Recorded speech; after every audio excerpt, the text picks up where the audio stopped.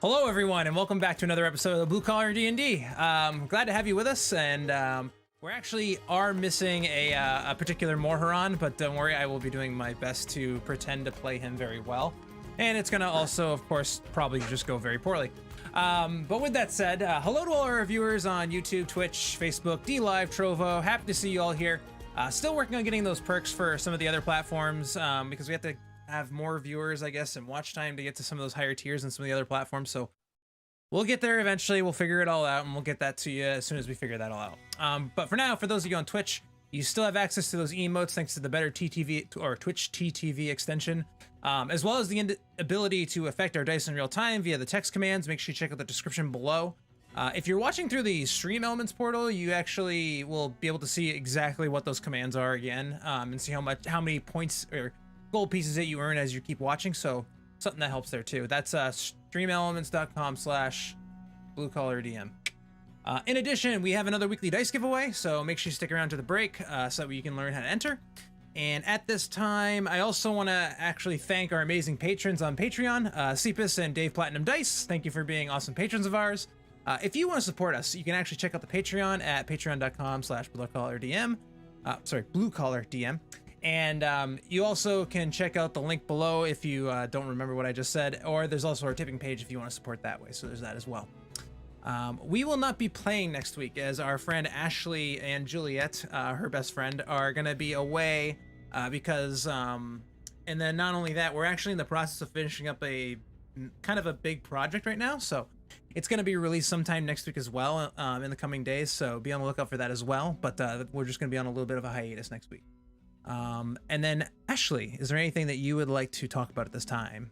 Yes, tune in tomorrow at Thomas Winkley, twitch.tv/Thomas Winkley, where I will be running a one-shot on his channel with Kendall Drewy, Zach, oh god, Voldo, I can't ever pronounce people's names, but he goes as Yep and Zach, and he's from Vampire Masquerade. LA by now. What else? Who else? Oh god. Smoke the Dragon and Thomas and Anasaurus and some other people I can't name. But yes, come join me at 7:30 p.m. EST. Awesome. I believe that is the end of our announcement, so let's dive into tonight's episode.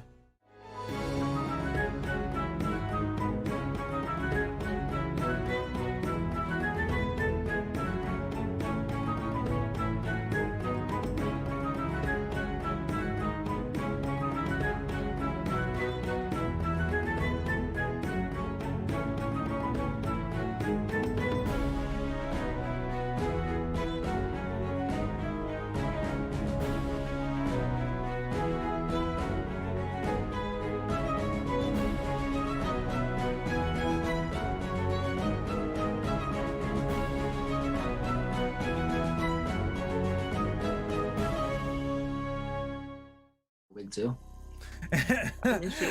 and welcome back. All right, so last we left off, our party of adventurers made their way. Jeremy ran away the stream. Oh, thanks, Jeremy. Old time friend, actually. You all spent most of last session exploring the swamplands to the north of the small gnome town and gnome halfling town of Thistlebrush. Upon arriving there, you actually found the troll that you had all been looking for and actually pretty much laid waste to it very, very quickly. In the process, though, you noticed that there was a very large amount of mushrooms that had proliferated in the area, and you were trying to discern what the cause was, and maybe if they're the cause of the poisoning of the water supply that had been having down in the town of Thistlebrush downstream. Upon closer inspection, and after uprooting one of them yourselves, you actually disturbed much of the grove that was here, alerting the kind of matronly figure that then made their way. After some very quick and on your feet negotiations, you were able to kind of calm the situation down and learn a little bit more about the blight that had been affecting this area of the swamp and marshland. As such, you learned about the existence of a evil demonic witch that lived north of your current location. After considering your options a little bit and discerning what best course of action to take next, you decided to make your way back home to the town of Thistlebrush to gain some more information, hopefully, about what this evil entity is and how long they've been there. In the process, two of you felt, well, really all of you, felt the incursion of some sort of presence trying to peer deep within your soul. Two of you were not able to resist, and you felt the haunting of this demonic entity take hold upon your soul. As such, you all suffered what is called Doom Level 1, which is a removal of one death saving, or basically a failed death saving throw automatically. As such, you continue to make your way back. Upon arriving in the town, you chatted up a couple of the locals, but without really finding a whole lot of information, you went to sleep. Juliet, you were haunted during the evening with visions of one of your close comrades, Rumpleton, the myconid entity, being tortured and attacked by this, what you assume to be this entity, to the tune of actually ripping his face off and leaving him to die. And that's where we left off. So, one thing we didn't finish before we left off is, Juliet, I need you to do something for me. Yes. I need you to make a wisdom saving throw for me, please.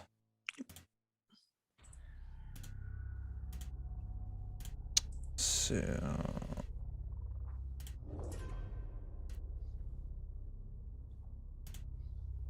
17. There we go. Okay. You're able to hold your wits about you, and you're able to hold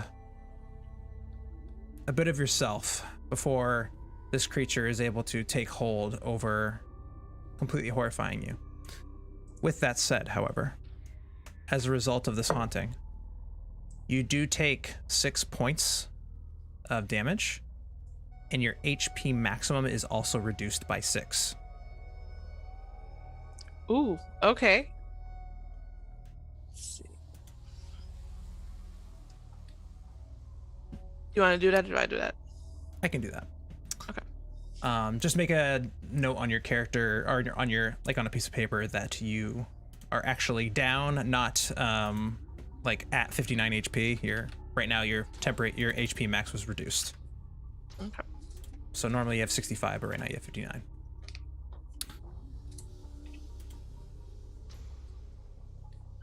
Twyla, you are not able to escape the Witch's Hold unscathed as well. You are also haunted in the middle of this evening. Except you see images of a fatherly figure of your past. Well, not fatherly, grandfatherly figure of your past, undergoing the same torture with the same peeling of the face, leaving them for dead. I would like you to also make a wisdom saving throw, please.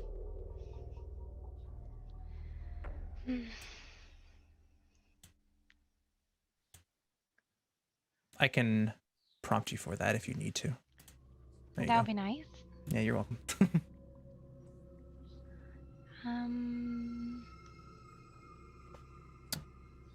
3. Plus 5 for a total of 8.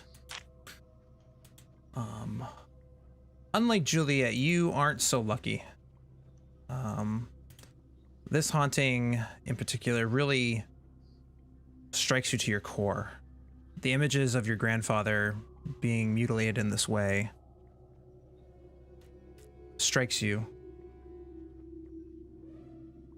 You are considered Doom Level 2, meaning that you have another failed death saving throw.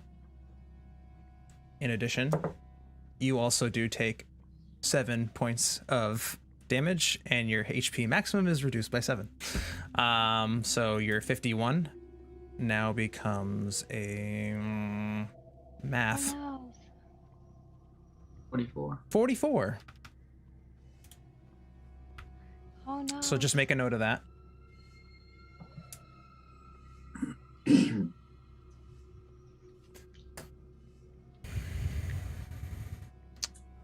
So your death saves are currently 2. Okay. With that, morning comes. You're all quite a bit shaken. Well, the two of you at least. But morning comes. The sun rises. The birds are chirping. You hear a commotion outside of the general populace, continuing to celebrate their awesome brewfest, as it were. And you are able to go about your business the rest of the day however you wish. What would you like to do? Juliet? I would like to go look for a medicine man, shaman, cleric in this town. Okay. Go ahead and give me, and I'm going to prompt you for it to make your life easier. Go ahead and give me a investigation check once I send it to you. Hey, everything is dark screen. Why you do this? 15. You ask around town for someone who might be of service to be able to help you, some sort of medicine man, shaman of the sorts. You are able to get the location and name of a individual known as Katankles. He is a gnome that lives kind of on the outskirts into the woods of the town, so he doesn't live like in the center of town, but you do know of a man named Katankles. He, from the description that you're given, he pretty much just kind of he's a hermit. He's kind of the city crazy, but he has lived in the forests and has some experience with at least taking care of wounds and things like that of that nature, of these the best that you can come up with as far as like not necessarily the strange but some mundane wounds. And he kind of lives towards the outskirts of town, about 1.5 miles outside of town, so you would be able to go to him if you needed to at some point. It's just a matter of whether or not you want to make the trek now or later. I'm gonna go and I'm gonna bang on the door to Maury and Timmick. Oh, hey Juliet. Hey, big guy. Okay, so I've been asking around. Some shit happened last night. I may seem really cool right now, but I had like 4 shots of the vodka, and I might be a little, I don't know what you want to call me, but I'm kind of okay. I'm kind of not okay, but we need to go see a cleric. I'm a cleric. I was about to say, And isn't this guy a cleric right here? And I'm a paladin, but we need somebody stronger. Are you sure, Timmy? I'm pretty strong. Kind of? Yeah, you're pretty strong. What kind of do you have any kind of spell that would help out maybe in this situation? What does she need help with? She said a bunch of shit happened. Yeah, elaborate. What are you talking about? A bunch of shit happened. Like you threw up again, or you? I mean, you pass out every time, so I mean that's nothing new. What's different this time? No, I didn't throw up this time, Maury. I went to bed and I was awoken by a nightmare, and I don't think that can't be so bad. It wasn't a nightmare, or it was almost like a premonition, a scene, a vision. I've been living in a nightmare since I stumbled upon you. God damn it, Timmick, this has nothing to... Just hear me out. I seen my Conan friend tortured, and I think he might be dead. And I think this witch has something to do with it. Is that your mushroom friend? Yes, my mushroom friend. What was his name again? Rumpleton. Rumpleton. You had a dream that he died. Yes. He still lives in the Underdark? From what I know. It's a dangerous place down there, isn't it? I mean, you have someone who knows how to navigate, and I do know a few people that we might be able to stay to. I just mean in the sense that Rumpleton could have just been killed because it's a dangerous place. Or he could just still be alive because it was a dream. I don't think it was a dream. He does have a point there. I mean, I've had some wild and crazy dreams myself, like oh, actually wait, those happened. But anyway, but yeah, no, I mean, I'm sure there was nothing. It's either you guys are gonna go with me or I'm going by myself. I'm just kidding with you, Juliet. Let's go. You going, Timmick? Yeah. He might. He might get out know of bed first. You're up early to drink. I guess that's what you do. We're in a tavern. Drinking has been the only thing that has kept me sane. Okay. Ish. I'm gonna go downstairs. I'm gonna let them get ready. Just like give them like once over, and I'm just gonna head down. Okay.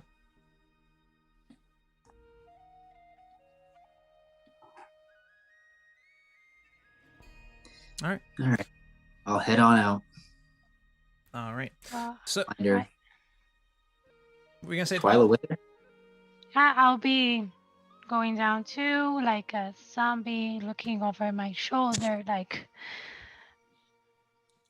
Okay. very creeped out. Okay. Oh, what's wrong with you, Twyla? You seem more paranoid than Juliet was. I had a dream So or a did she. nightmare. Did your mushroom And- friend die too? No, I don't. I don't have mushroom friends, but yeah, it was something about someone dying. But that's not the problem. Is that I was woken up bleeding, like something hit me, something from the nightmare, and I don't feel so well. You said you could cure, right? Can you like check out what's wrong with me? Do you feel something? And she gets closer and opens her eyes like, look. Remember to look in your eyes? I don't know. You just tell me what you do. Do you want me to spread my arms? Do a couple jumping jacks. Jump? Okay, I can jump. Like, how many times? 3. So I'll just say that she jumps because I'm not jumping right now. Okay. Timmick, I already sent you the medicine check and you rolled it. So, with a natural 20 on your medicine check, you are able to discern, based on the description that based on kind of description of her overall appearance, she definitely seems sickly. Like there's some sort of like, not necessarily a plague about her, but it seems like some sort of life force has been sucked from her, and she almost looks like she's, while young and still full of like relative vigor, she does seem to have some sort of like her life force has been drained from her in some particular way. Like a curse? Yeah, you can definitely discern that she's cursed in some particular way. You also would know that there are spells that would be equipped to handle some of these types of things. But you do know that based on her current state, that it would probably have to be a procedure that would have to take course over either with a few spells added together, or it might take more than one casting in order to completely remove this curse, as she's under the effect a bit more than Juliet is. You do glean that you probably would be able to at least help Juliet out with a single casting of this, as she's not as affected as Twyla is. And you would know that the spells you would need would either be some sort of greater restoration or remove curse. So you have that knowledge. Whether or not you have that spell or not is a different question, but you would know that that would be what would work. Yeah, I don't think I'm high enough level for those. You know, you guys said that it was going to be dangerous to travel with you, but I didn't know it was going to be this bad and this fast. Is it a magical effect? In this case, no. Okay. Unfortunately.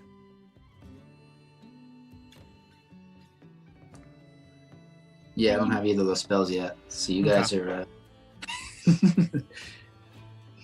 Well, if you can't do anything about it, I suppose we should probably go figure out if that, what'd you call it, Juliet? The medicine man might have something to be able to help you with or something? Yes, please. I know we were like short on time, but yes, please. Let's You go s- see the medicine man. You said that I might be able to help Juliet because she's like in a better state than Twilight. So rather than having to cast either 2 remove curses or 2 greater restorations, you'd only have to cast 1. Oh, okay. It's multiple layers of this curse kind of on top of each other. Maybe a thunder wave will help. Maybe. Guys, stand. Maybe you can shock it out of them.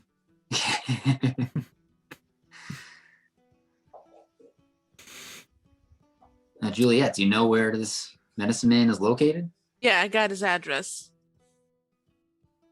Okay. All right, then what are we waiting for? Why are we still staying around here? Because you guys were doing things. Let's go. All right, let's go. So you make your way out of town. The people in the streets, while still rowdy and rambunctious and still enjoying their festival of brews, there appears to be less of them. It would seem that possibly some of them might be feeling a little ill, and may not be, they may not be celebrating, with their normal vigor as they used to, but you are able to make your way out of town. About a 2 miles trek. You have Juliet, because of your investigation check, you do have really good directions in order to get there. You do get there within the 2 hours that the amount of time it takes you to walk 2 miles to get there. You find yourself upon a rather quaint looking hut with a couple of logs that kind of like are kind of stacked around like a small campfire in the front of it.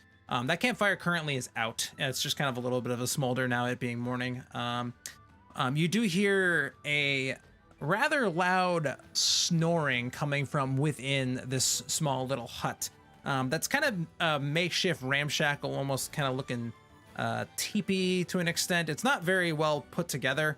It is made out of the different kind of reeds and stuff like that are kind of in this area of the forest. As you kind of continue to travel and come upon this, you do notice that the forest around here does appear to be being affected by whatever this blight is that's happening, as a lot of the plants around here seems to begin to like almost kind of look like they're drooping a little bit.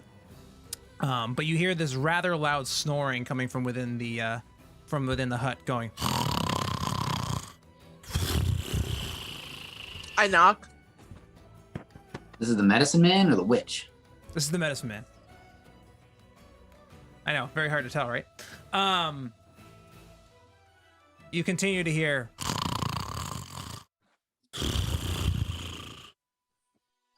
Hello, medicine man.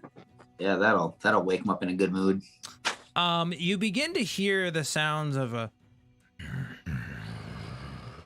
from inside, like a low growl, much louder than louder than the gnome individual that you were told was to be here. Oh, that's weird. That's suspicious. But I'll knock again. I'll just check if it's Yeah, so you continue to knock and you hear the growling slowly subside into a what? Hello? Yes, Hello? I I hear need help. you. What do you want? Yeah, hi. In front of you, you see this small gnomish figure, about 3 feet tall, very kind of grayish looking skin, He holds kind of a gnarled wooden staff that kind of like comes up in a real interesting little curly Q. Very lightly clothed. Like he's got kind of a cod piece and like a little bit of something covering his like private areas with a small satchel and these kind of like almost rope reed looking sandals that he has and you can see that his toes have and his fingernails don't look like they've been cleaned in a long time. He doesn't look like he's showered. You actually, the stench in this particular area is quite striking. This man clearly hasn't showered in God knows how long. He appears to be a gnome of about middle age with a but with a very high shrill voice with hair that's kind of tied in a ponytail in the back. Very greasy, messy, filled with twigs and different other kinds of things growing in his hair. You could have sworn you saw like a beetle kind of crawling across and he just kind of like blows it away. Oh, yes, what do you want? So he's a smaller version of Timic is what you're saying. Okay. To an extent. Does he look like a Sarah Niflum? A Snurfelwin? A deep gnome? Yeah, a deep gnome.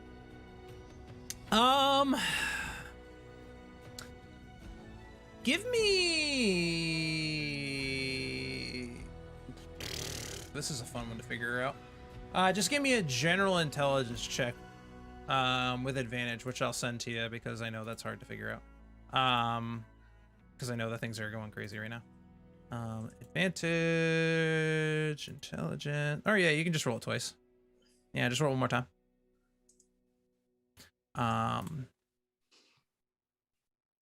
Natural 20. Yeah, it worked. Okay. So with a natural 20, you are able to glean he's not actually a deep gnome. He's just a gnome that is kind of almost been he's been living in this environment long enough that a lot of the mud and clay that's in the area has kind of dried upon him and is giving them this kind of like ashen gray looking tone to his skin. But upon closer inspection, you do see peaks of his normal gnomish kind of skin breaking at some of the different joints around. So while he's, very, he's a very dirty boy, but he is a normal gnome. Okay. Why are you looking at me like that? You reminded me of, never mind, it's not important. Can we come in? I mean, there ain't much to come into, but, we can have a seat out here in my, in my little, well, I haven't really had visitors in a while, but my, living room, I guess you would call it. Okay, sure. I don't care. I'll sit wherever. It doesn't really matter. Oh, okay. Yeah. Well, we can hang out here. What brings you, why did you look for me in particular? Oh, my goodness, you look, well, your friend looks even worse. I was actually going to say, so I'm going to get Twyla and I'm going to my friend here, would you like to explain what happened to you, Twyla? I don't feel so well. I can see that, dear. Why? We were walking around the forest and something sort of attacked me. I don't know. I didn't think it was anything important, but last night I had nightmares and I got hurt and I'm not sure what's going on. Exactly what she said. Same thing. You said that it was haunting you, kind of, or something. You had a bad nightmare, and yes. Was it the same individual across both of your dreams? The same person haunting? Well, mine was my grandfather. Which one was yours, Juliet? It was a friend of mine. He's a Myconian. And mine was less of a nightmare.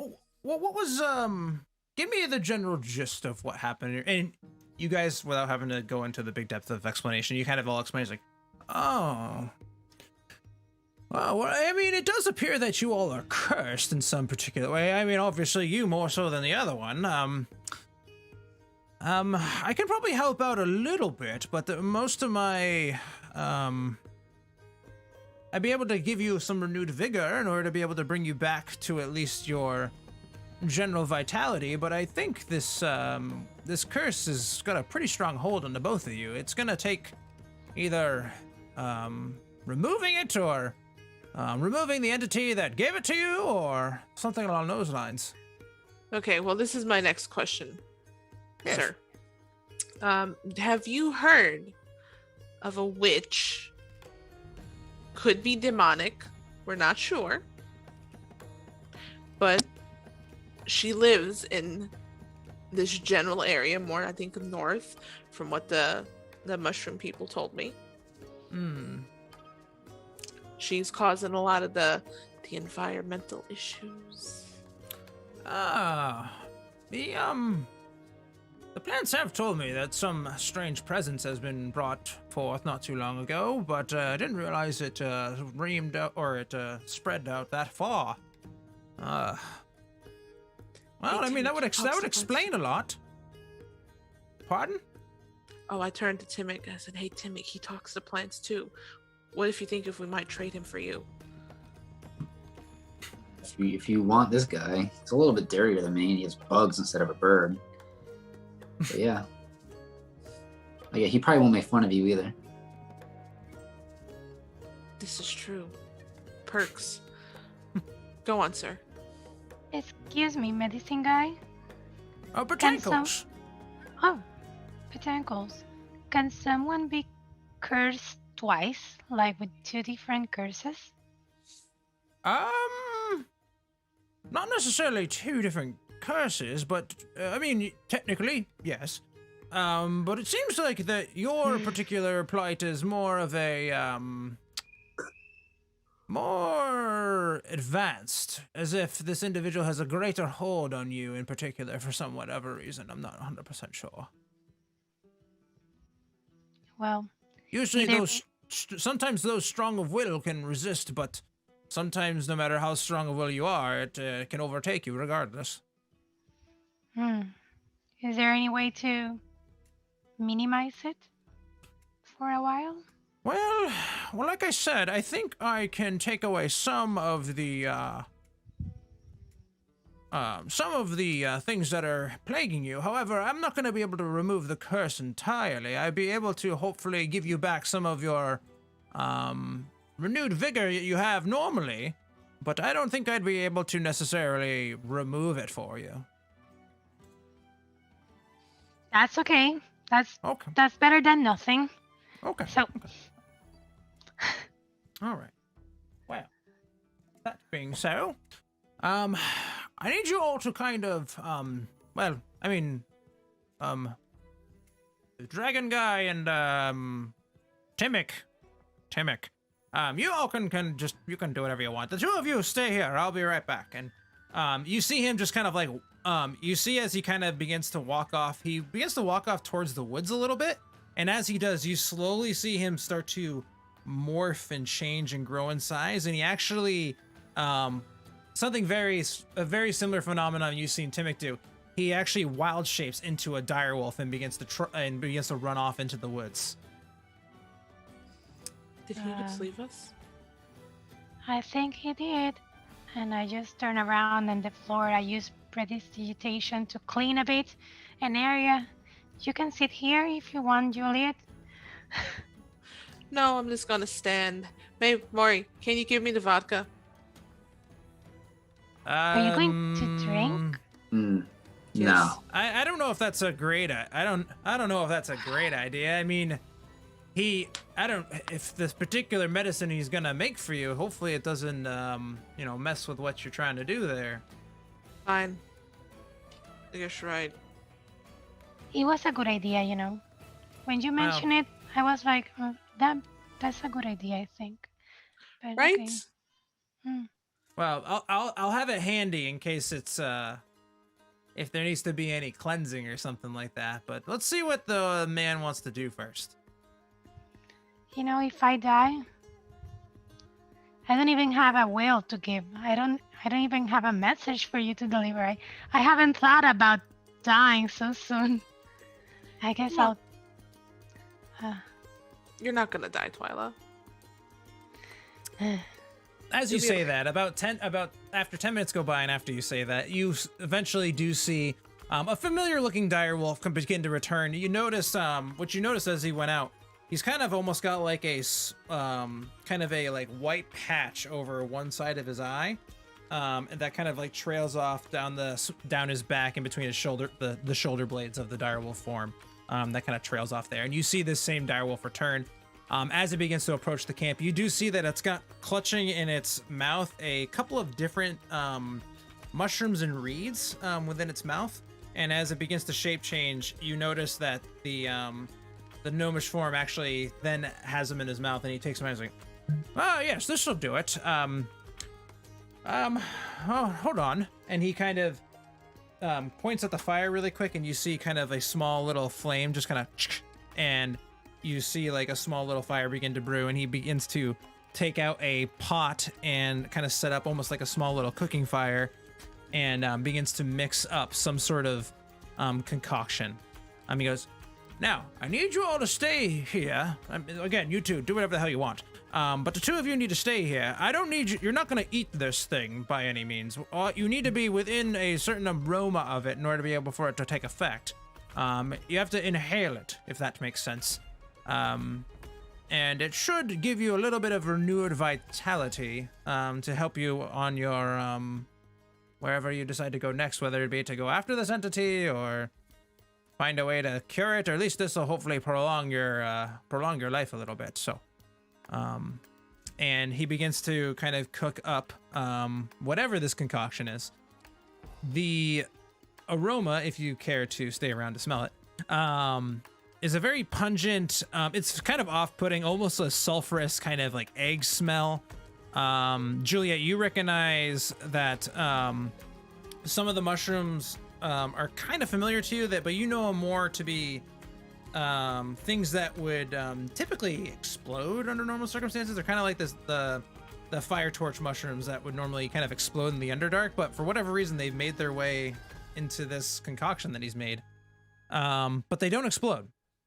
Whatever mixture that he's kind of combined has kind of dulled that effect, and rather than explode, it kind of creates a small, almost kind of mist effect that comes out instead. And this kind of thick, reddish, gray fog just kind of sifts out over the area surrounding the campfire.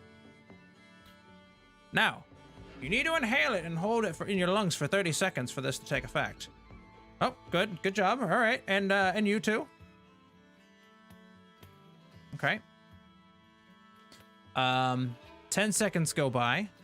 You begin to kind of almost feel a small burning sensation kind of building up in your esophagus, almost like heartburn, but it's not too bad. Do you continue to hold your breath? Yeah. Ah. Don't do it anymore. You guys don't actually have to, but does Julia do your characters continue to hold their breath? Yeah. Okay. Another 10 seconds go by. It starts to bubble and burn even more, with more intensity. It almost feels like your chest is literally and figuratively and literally on fire within you. Do you continue to hold off? I continue to hold. Okay. In the waning 30 seconds, you feel almost a bubbling sensation and fizzing in addition to this burning sensation. It almost becomes to the point of unbearable. And he kind of looks upon both of you and goes, hold it, you're almost there. And as soon as he says that, poof, the burning stops. It subsides. And he's like, okay, you can breathe. I'm With dying. With the first breath of the regular air, as it were, you feel a nice cooling sensation wash over you. Almost like it kind of gives you like the little tingles up your back, almost like the chills. And Oh, this is so nice. you do kind of see the world start to like morph in front of you and shift, but just as quickly as it begins to do that, it comes back. Now, that was just a taste. If under normal circumstances, people might do more of this, but for what you're looking for, this will do to help you at least with some of your vitality issues. For the sakes of this and mechanically, your temporary decrease in your max hit points returns to normal. You regain that health back, so Juliet, you go back to 65 HP. And Twyla goes back to 51. So I will fix that in your character sheets right now, if it'll let me.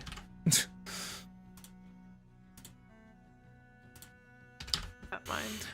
Can we take some of that for the road, just in case that these happened again? Well,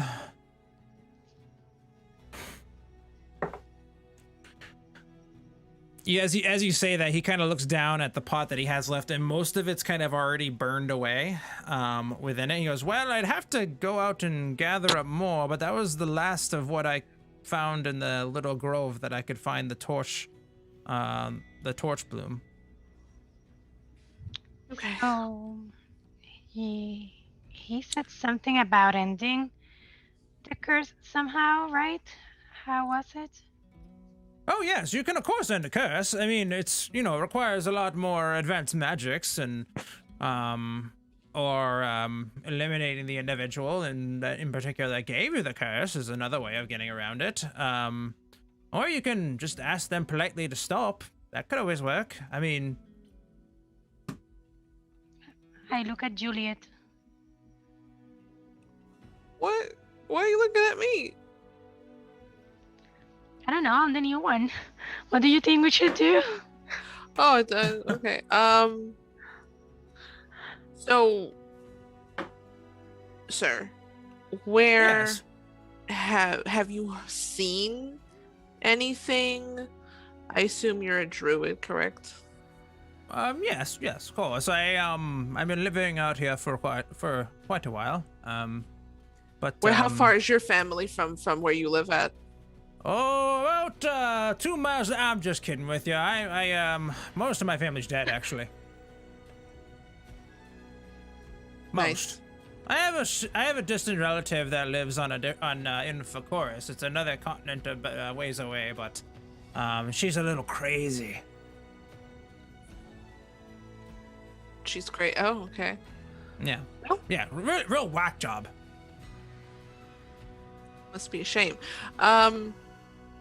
Okay. Oh, it is. Really disappointed mother, bless her heart.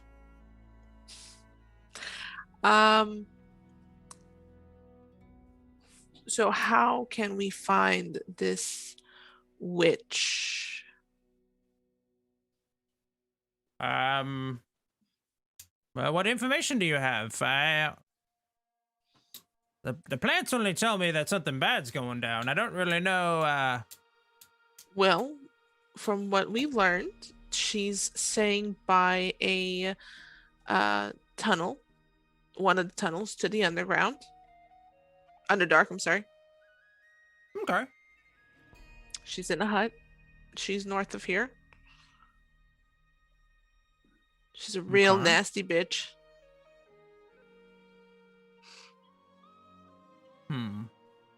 Well, I mean, there's a lot of nasty people about and about. I don't know what you're asking me exactly for. I only know about this as recently as you telling me, as far as the fact that there's a witch present. I know there's been some existence of somebody or something causing this problem, but now I know it's a somebody. I'm gonna turn to Timic. Do you have any questions for him? Maybe he knows where the entrance to the Underdark is. Do you know the entrance to the Underdark?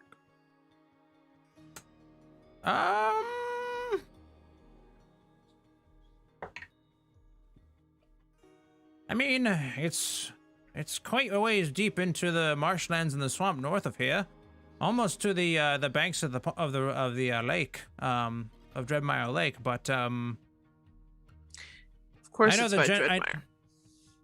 Oh yes, all the nasty things about Dreadmire. Can you make me a little list, or not? A a little map, maybe? Like landmarks? Yes. Sure. And he begins to kind of write out a number of different landmarks. He points out a forked tree, basically that is kind of split exactly down the middle. He also points out a rather large collection of rocks that kind of are formed around in a circle.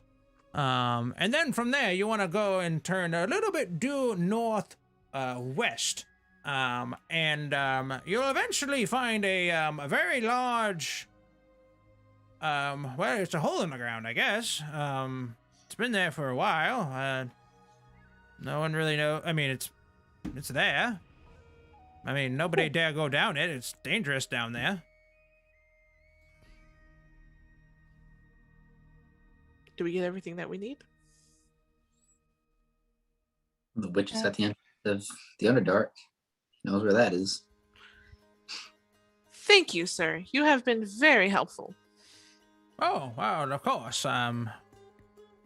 Anything I can do, I guess, I suppose. If you need, if you ever need a little bit of, well, if you ever want any more vitality, I will try to go and gather up some more of that stuff for you if you ever need of it. I'm gonna give him like 15 gold pieces. Oh! I don't know. Well, I could buy some pants. That would be nice. Thank you very much. Oh, you're welcome. I appreciate your generosity. We appreciate you for helping us. Oh, you're welcome. Least I can do. Stay safe out there. Woods are dangerous, especially at night. Yeah, the big guy will take care of us. That's fine. And Timmick. Yeah, that's True. right. All right. Ready? So you all leave the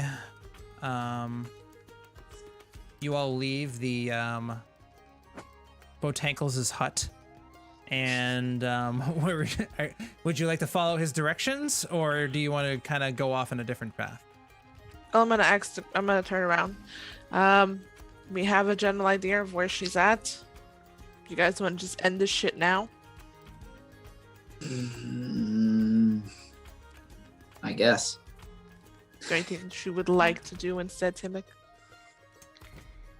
I guess that we should try that, or I will be ended soon. So maybe, Timmick, I don't know if perhaps you could check the area with your broom and we just walk in the general direction. North, right? He said. Yeah, I can keep a lookout from above. Look for those landmarks. So, Timmick, you got the sky, and we have the ground. Let's go. Okay. I will summon my blade, so that way I have it on me. Scared, but okay, let's go. All right. You begin to make your way further into the wood. One of the landmarks that he did give you is actually the forked tree in particular. It does sound familiar. It does happen to be the area where the troll that you slayed happened to reside. You do know that it would take you a day's worth of travel to get there. So it will take you some time. As part of this, over your course of your day's travel, what would you like to do in order to make sure that it goes unimpeded? I would like to do a survival check, if I can. Absolutely. Give me 1 second. I'll send it to you. Because I know Timmick got perception.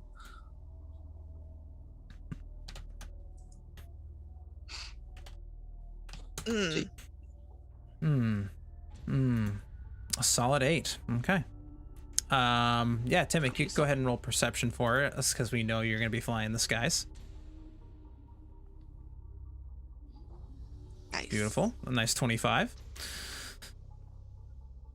And Twyla, what would you like to do? I want to see if I can feel any kind of magic, curse, or anything around us. Okay. All right, that'll be an Arcana check, if you don't mind, my dear. Nice. Solid. Morharon was like, I think I'll go and just kind of make sure that there isn't any sort of wilderness around here, that, or things in the wilderness that aren't tracking us or something like that, or just try to make some general observations of the surroundings around us. So he's rolling investigation. It's one of his better ones. 12. Okay. Over the course of your day's travel, you do at times spot a number of different pieces of wildlife over the course of your travel. Nothing particularly dangerous, not for you and your party. In fact, a number of these particular things you are able to hunt and kill for your own rations and food on the way. What kind? What kind?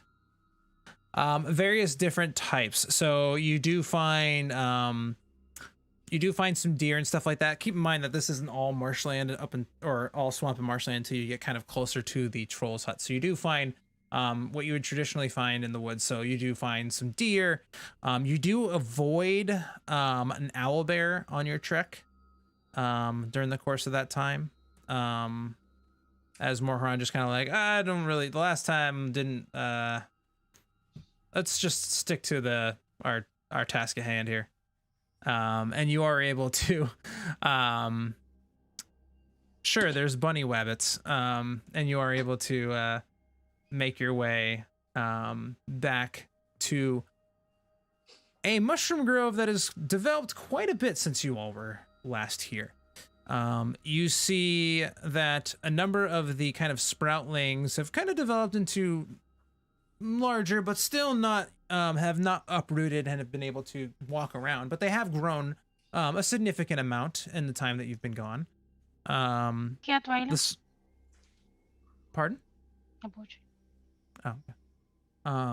The sovereign mushroom that you met before has left for the time being, but there are a couple of the other myconid mushrooms hanging around that you encountered before, but they all recognize you and kind of like give you a slight nod of affirmation that they understand who you are and that they'll be good to you if you be good to them, and they let you go on your way. With that said, we are going into evening. Do you guys want to make camp somewhere safe and wait until the morning to go any further? That makes sense. I've been traveling for a while today. Yeah. Terrain's not easy. My butt kind of hurts. I can't see during the night, so if I use light, We might attract something. a lot of people are going to see us, so we better camp. Sure. Let's camp. Okay. So, you go to camp. Here's the big question. Do any of you sleep? I'll do first watch. Okay. Go ahead and give me a perception check. Hey Timmick, do you wanna take first watch with me? Yeah, and I'm going to bed. Okay. You guys can both make perception checks.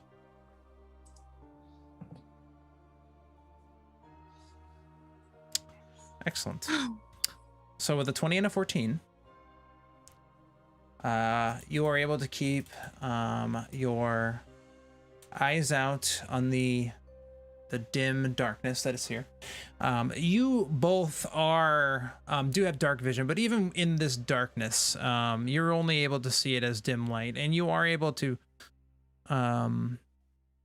you observe some very interesting phenomenon. The some of the myconid mushrooms that you're in and around begin to kind of waver a little bit in the course of the evening, almost as if, especially some of the sproutlings, and they begin to kind of, I don't want to say budding isn't the right word, but they kind of like almost instantaneously grow, if that makes sense, as opposed to gradually. Whatever this particular form of myconid that is here just has a very, especially to you, Juliet, a very interesting growth pattern. Can I investigate it? Sure.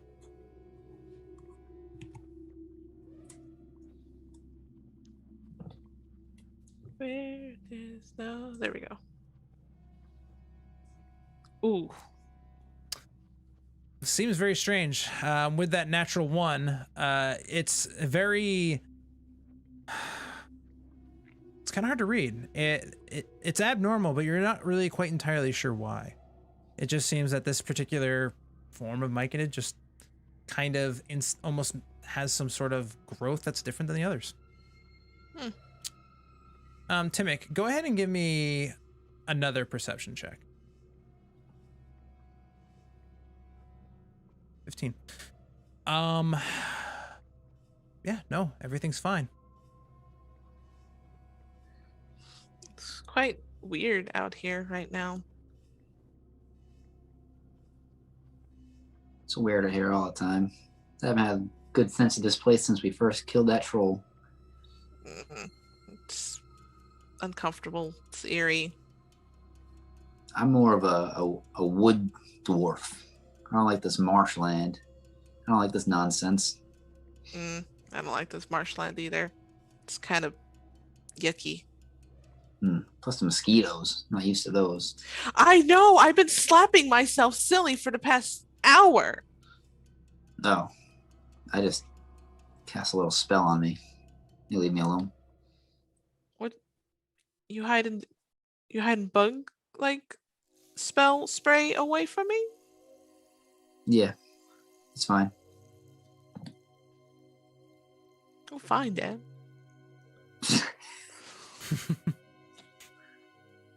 I guess we should get the others up. Okay. Yeah. Twyla, you have another vision in your sleep.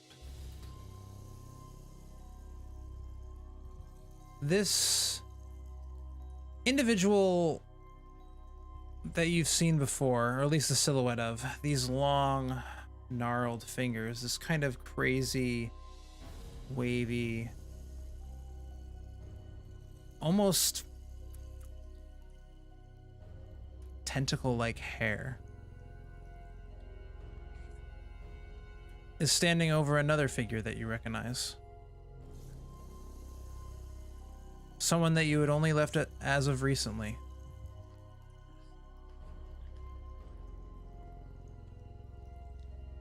Your mentor. In the very same positioning, bound and tied, tortured, flayed, and face carved with one single long finger.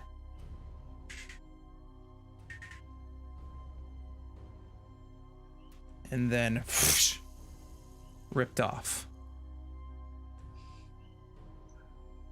Left to bleed out and die. Please give me another wisdom saving throw, please.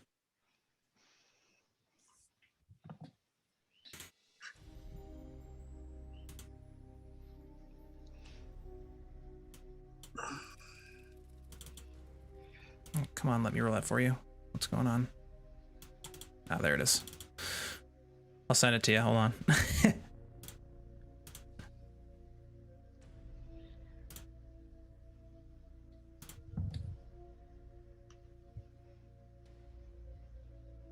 $20. This particular vision, this time, not that you're used to it, but you're able to kind of push its intrusion on your mind away. Before you see him expire his last breath, you're able to kind of shake it off and wake up from your slumber, just as Juliet is kind of shaking and tapping you awake. Your eyes open wildly as Juliet is standing over you, trying to stir you awake. You do, however, have your hit point maximum reduced by 2, and you take 2 damage. But you do not feel any other effects of her intrusion.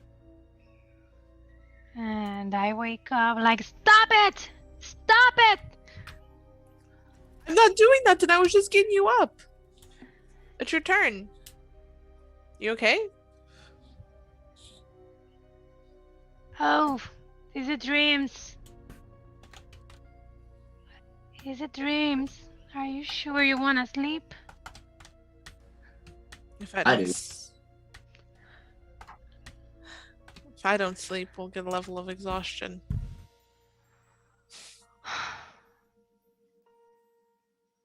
Do you think this is real? Or do you think it's... It's real. She's tormenting us. We're close to her place. She's intimidated or she's scared. One or the other. Or both. I just sit down and leave my space for you to sleep if you want. And recline against against a tree or something to keep watch. Okay. I will stay up with Twyla because I only need 4 hours. Okay. I can hold your hand if you want, so you can sleep. And if I feel like you're having nightmares, I'll wake you up. It's okay. I'll stay up for now. I'll sleep when Maury takes watch. Okay.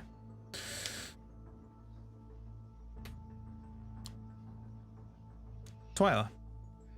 Juliet. Perception checks. What was your dream about?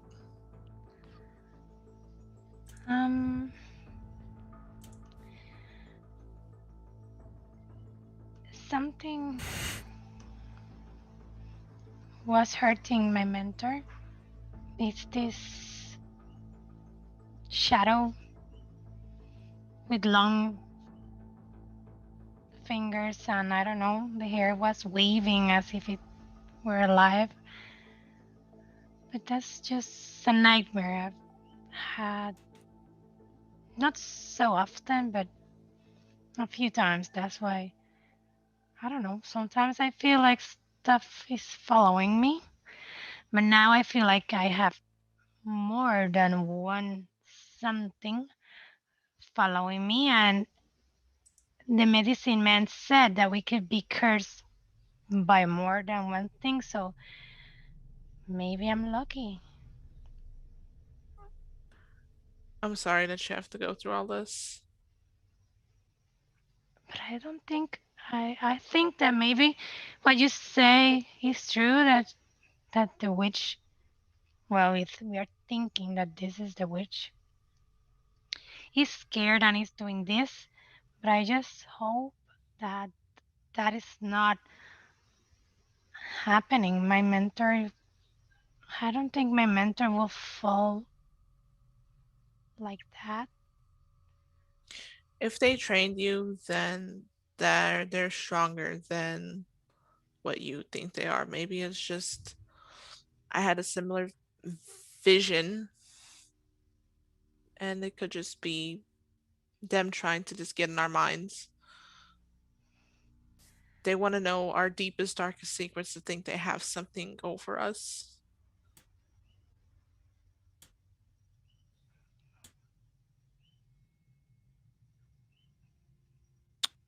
I'm trying to remember. Yours was, what was yours about? My friend Rumpleton, um, was basically flayed alive, tortured, tormented. Mine too. It feels bad. We should find that witch soon. We'll figure it So, out. hey, is it the plan to talk to her, or are we just going to attack?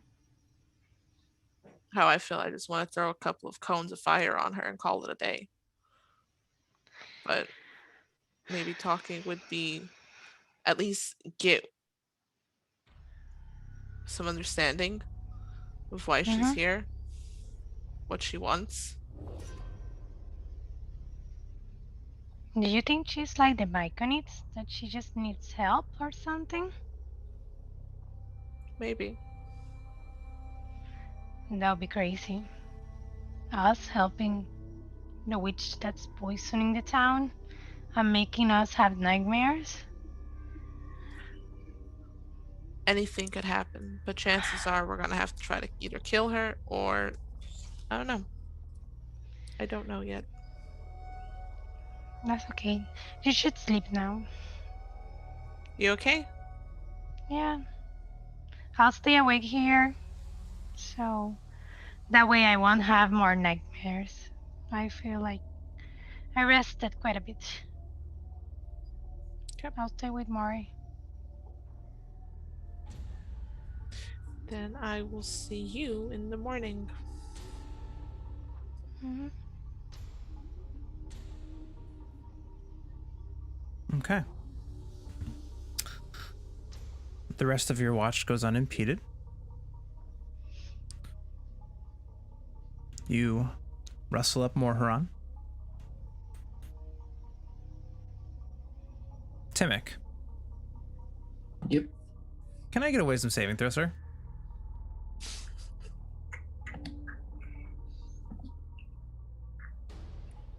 $19. You sleep so soundly. You That feel milk. like you're almost at that milk, just puts you at ease. No issues whatsoever. Nice warm milk. More Huron wakes up and he appears to be completely fine. No ill effects whatsoever. He kind of looks at both of you and now you all right now?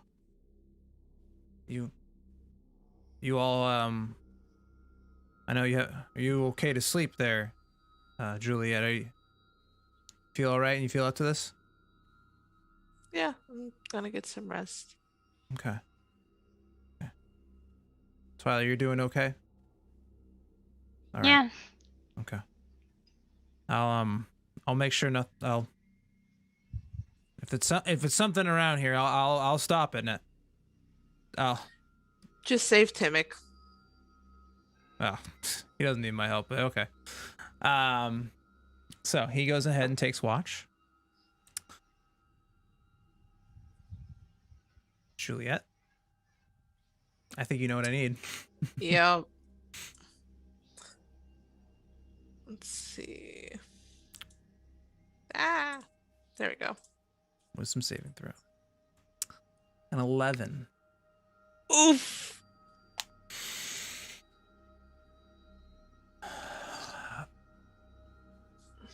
You find yourself lying in the bed in a small cottage. One familiar to you. The Mabel, the woman who took you in to kind of help you rest after your long journey, after Rumpleton led you out of the Underdark. You've been staying here a while, but strange. It's familiar, but something just seems off. You see the image of a shadowed figure standing over a cooking pot by a fire. Silhouette of one that you recognize, of the same woman that you're used to seeing, busily working at a stew over the pot. She voices out to you. Ah, you're awake, dear. Good. Just try to sit back and relax. It's at that moment you feel compelled to close your eyes. You hear the rustling and shuffling of this woman making her way up to you.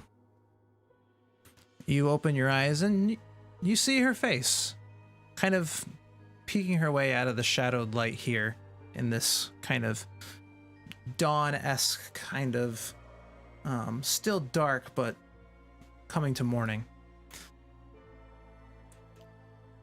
She's like, she waddles her way up and says, I hope you like this. It's something new that I thought I'd try out. As she hands you a bowl, you peer down and see a mundane-looking green stew with something strange floating on top. You kind of shaken. It goes away. It's then when you look up and you see the face of Mabel plastered on the face of some demonic creature as she rips it off. The sight of this creature covered in blood makes you scream in horror and breaks you from your trance immediately.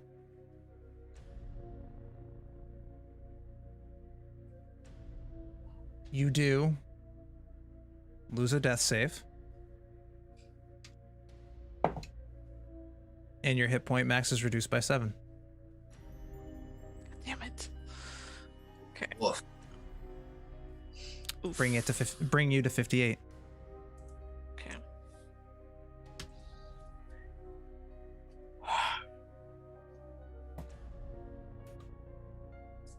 So for those What of you time? keeping track at home, Juliet's at 58 and Twyla's at 49.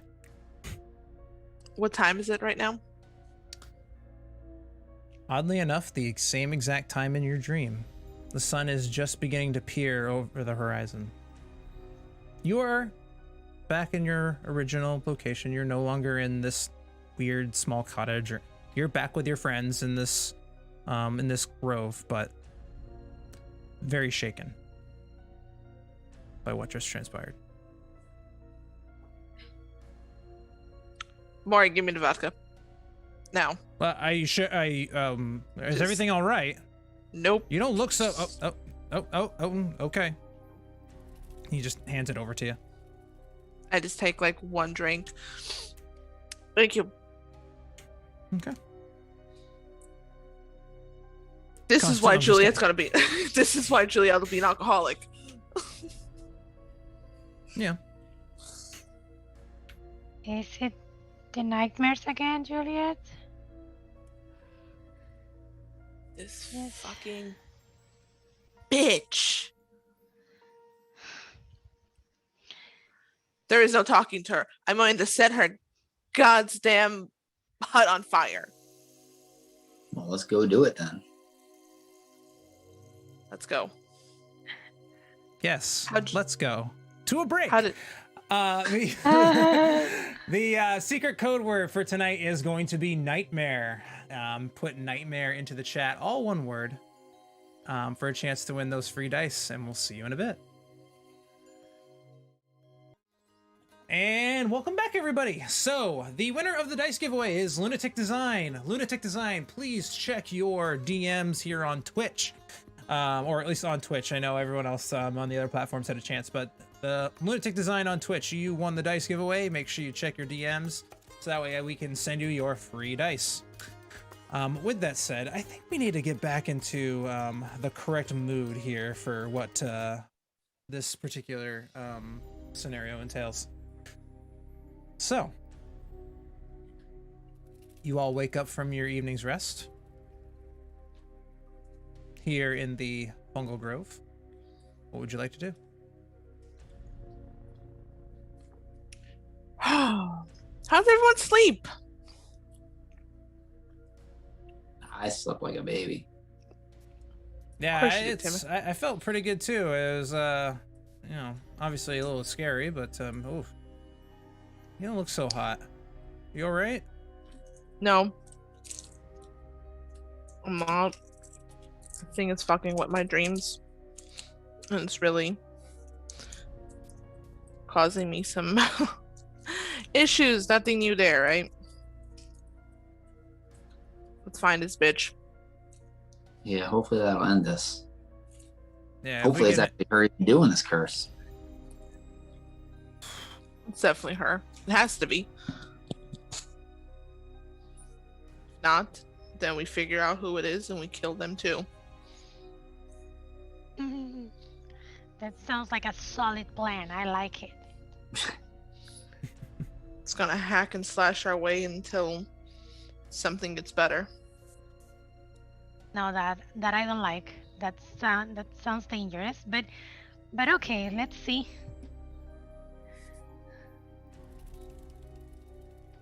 So which way? Well, looking at the map, look like we're going the right direction. I think we need to go more this way. Have you been drinking? Just a little bit. Not much. Not much. I had a single shot of that heavenly vodka. I'm just making sure you can read the map correctly. I can. And this says more towards the north. All right. Okay, I wanna see the map too, just in case. Here you go. I promise I'm not going to get you lost. You are able to glean the same details that she's pointing you in the right direction. She's not. She's developed a little bit of a. I mean, not that she would have advantage on her con saves against alcohol poisoning or anything, but she's gotten a little bit tougher stomach for this a little bit, so she's able to handle her liquor at least a little bit more. With a little more proficiency than she normally would. Let's put it that way. Or at least when she started out with you guys. Oh, good job. One shot is okay then for you. One a day. Yeah. One a day keeps the cleric away. Timmick, I Not think sure that not sure that really adds up, but okay. she meant you, maybe. No. If she wants me to leave that bad, I'll leave. No. No, please. I love you, Timmick. I don't want you to leave. Oh, you want to replace me with that gnome? That was just me picking on you. Oh, guess I deserve that. A little bit.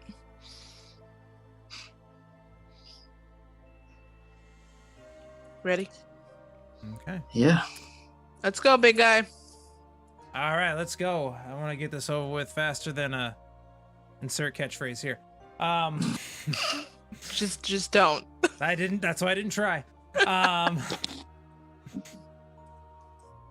can improv, but I'm not good at improving that kind of stuff. Not in the headspace for that at all times. So you all begin to travel north. Who would like to? Well, first off, give me a marching order. Who's in the front? Marharan. Marharan. Okay. I'll be And then who- behind Maury. Okay. I'll be behind Juliet. Okay. I'll be Timmick, flying. bring it up the. Timmick I'll will be flying just up. above the. Of course. All right. So, you all begin your march forward. Timmick, go ahead and give me a perception check for your eagle eyes. And then Twyla and Juliet, what are you doing in order to make sure that your travel is not impeded in any way, shape, or form? I would like to. Haven't done this in a while. I would like to look around and talk to some of the animals and kind of get, like, the animals that might have like a couple of intelligence higher than, the average, and ask some questions. Just like, hey, have you seen anything out of the ordinary? Have you seen this creepy old woman? Okay. Yeah. First, give me an investigation check. Yes. This is more to discern whether or not you can even find any. Okay. So, with that 9, you go to find some sort of animal or creature. Almost all the ones that you find are dead. Nothing lives. Other than the mushrooms that you've been around, and in fact, most of the plant life around here has begun to wilt and die. Hey, What's Timmy, actually do you speak also- to animals? Do I speak to animals? Or What? not animals, but do you speak to plants? I believe I could. I've never tried to do that. Can you try? Like, maybe, like, kind of tap into their energy and see if they, like, where is this sickness coming from? I'm pretty sure we know where it is, but just be confirming. I mean, I could if I had that spell prepped.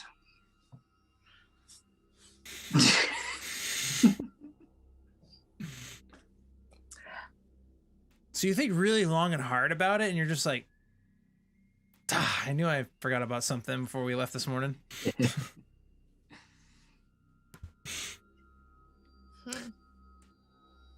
So, you are unable to find anything living to speak to. Is there something else you would like to try? Just like kind of maybe doing a survival and getting a. Sure. Sure, go ahead and give me a survival check. Can you prompt it? Yes, I can. Twyla, what would you like to do? Well, I would like to either think about anything that I can recall about how to go killing a witch or making the witch do whatever you want, or finding anything on the road that I can use to, I don't know, confuse her, take advantage of, blind her, poison her. I don't know. Sure. Give me a religion check. Okay. That's not what I wanted. Oh, that's okay. That's okay. I'm trying to find religion. Did it send to you? No, that's how come I haven't rolled it yet. Ah, something happened. I found mine. Okay. 11. Did it send you this time? No. Let me close it and try and bring it back open again. Oh, wait, I think I know why.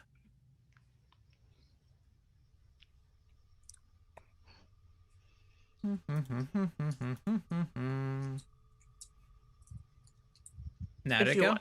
Yes, there we go. Aha. Damn Oof. It was like 18, 5. All right, so an 11 and a 9. You're able to kind of continue your way forth. You're able, as you kind of travel through the wilderness, you feel like you're heading the right direction, but a lot of the landmarks that you were told of, the stone circle and stuff like that, you're having trouble finding them. And part of the reason is a lot of the land around here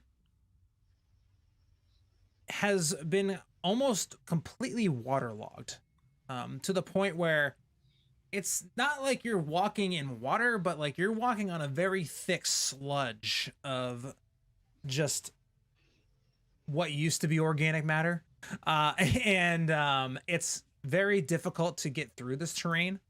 It actually slows you down a bit and it makes it very difficult.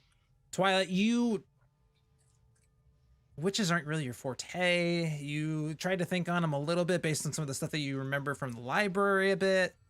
You remember some references to demonic witches and stuff like that, but nothing that you don't already have knowledge of. It's not really anything you can really recall at this point. Morharon does his best to kind of keep the pathway clear ahead of you, and he does a pretty okay job, but again, he struggles a bit just based on the fact that the landmass here has greatly deteriorated to a very large extent.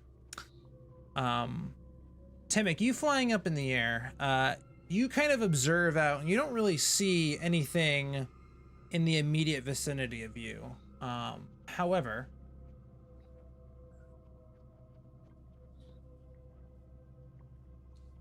as you're all walking forward, okay. As you're all walking forward, you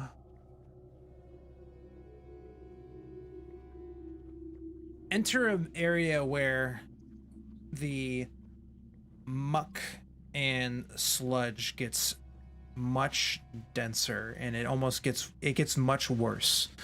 The shadows around you almost seem to move independently of your own movements, almost as if the shadows were alive. It's a very strange sensation. And just as you begin to get a little bit wary of everything around you, you begin to see these kind of these little puffs of light begin to flicker around you. What do you do?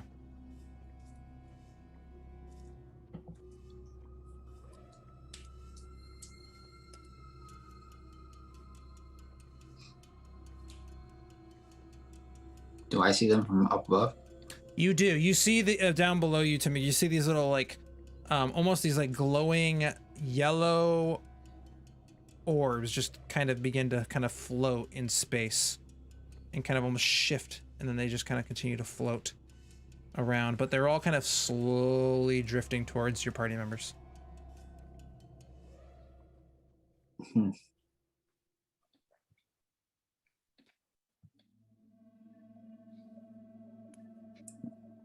I have no idea. Do I see them? Yeah, they You see them, right? and you all see them, and they're starting to encroach closer upon you. Twyla, you know what these are? Well, they're shiny, but I'm not sure if I know what they are. What kind of check do I need to see what they are?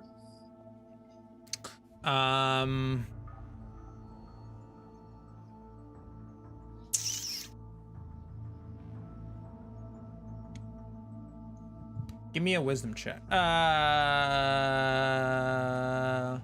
Intelligence check, excuse me.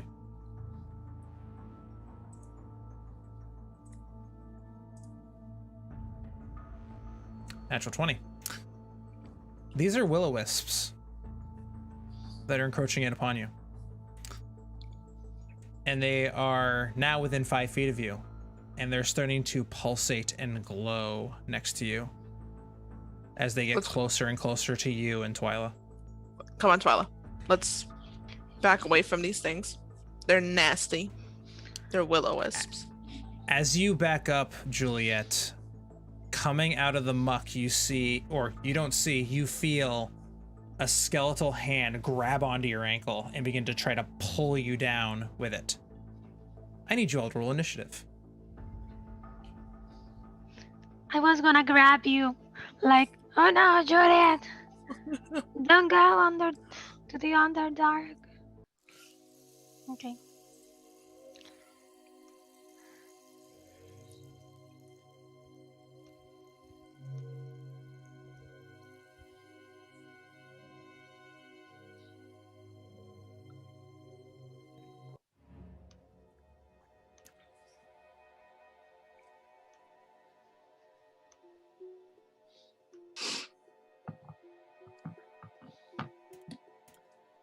I'd like to yell out, don't let them hit you. Easier said than done.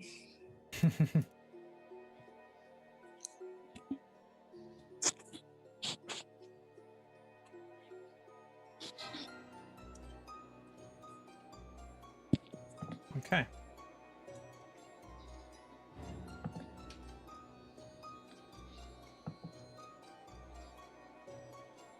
All right.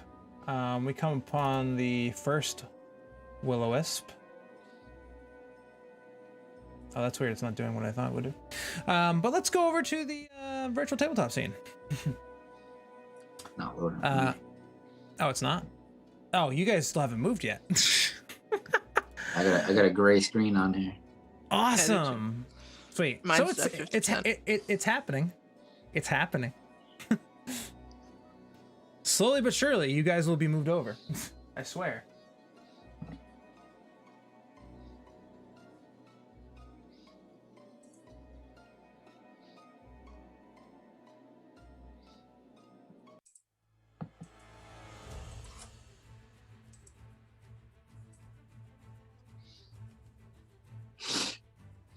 All right, so,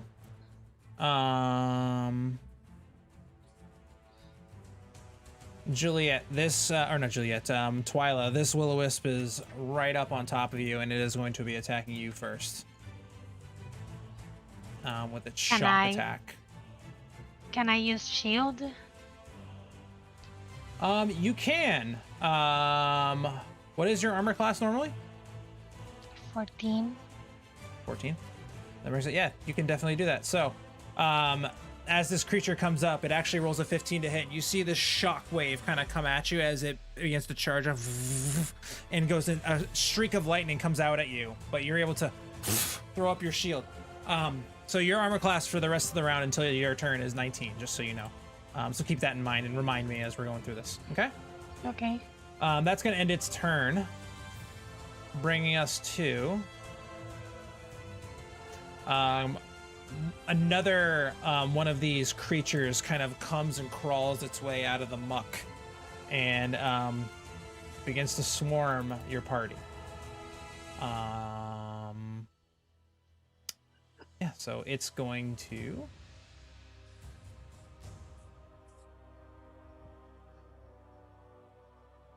move its way forward, and it's going to actually target you again, Twyla. With its slam attack. That is going to be a 21 to hit, which does hit your armor class.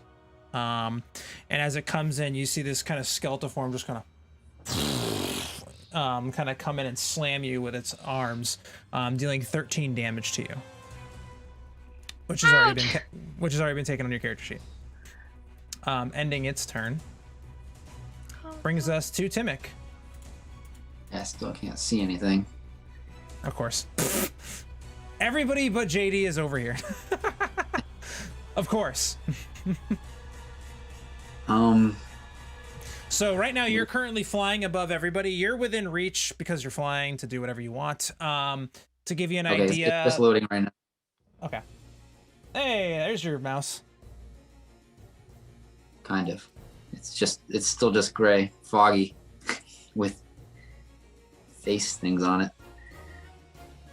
Oh, it's meant to be foggy, but I can turn the effects off. Yeah. Okay. Yeah. All right. There I am. Oh, you can see now. What's right above me? Right above you is one of the skeletal things that are coming out of the muck. And then diagonal to me is Twyla. Twyla's diagonal to you. Yep. Okay. Yeah, none of the tokens are showing up. I can just see like these weird face figures. Oh, that's weird. Yeah, so yeah, so there is a. to... Yep. So I'm gonna turn off the fancy stuff. Just give me 1 second. The fog is moving fine. It's everything else that's not showing up. Oh, really? Yeah. Does that make it better? Still not loaded. Of course not. It's fine. Okay. So yeah, you have a there is There's a Willow Wisp within range of you. There's plenty of things you can go ahead and attack. There's two things that are in melee range with Twyla, 2 within melee range of Juliet right now, and then there's a few that are off in the distance. Okay, so throwing down a Thunder Wave right there. So that's going to hit all of those creatures. They're all going to have to make saving throws, if I'm not mistaken. Yeah.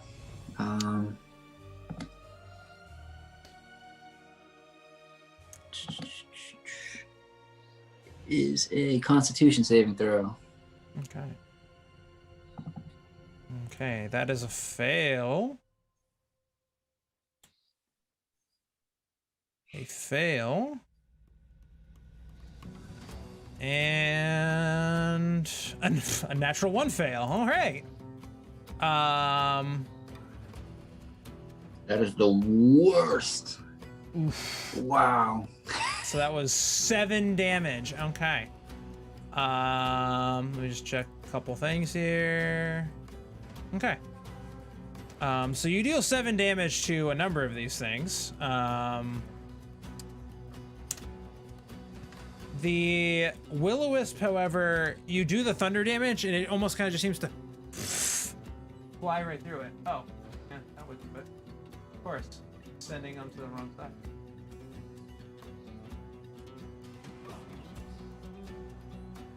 Oh, and it did all the HP for me. Thanks. After the fact.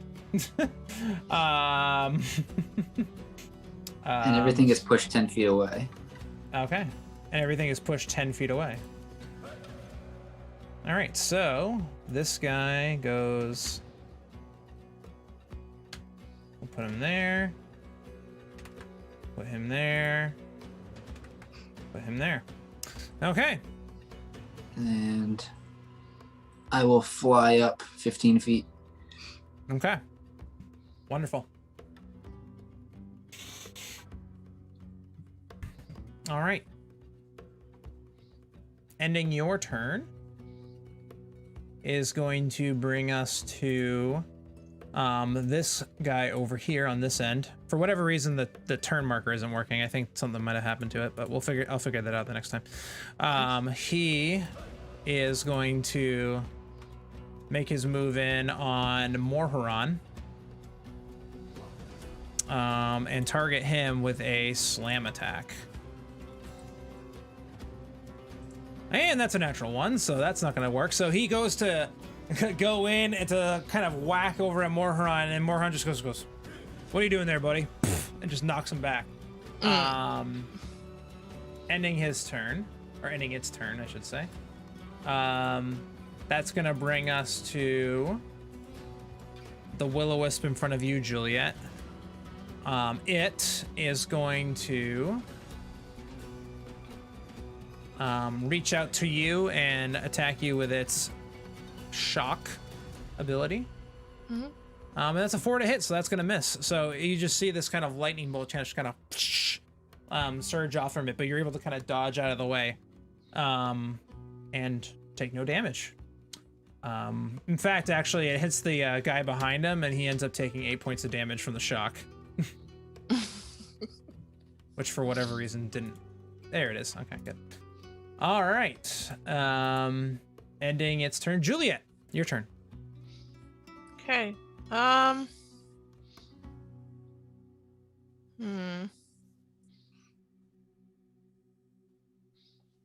If I was to... because I want to cast Cone of Fire.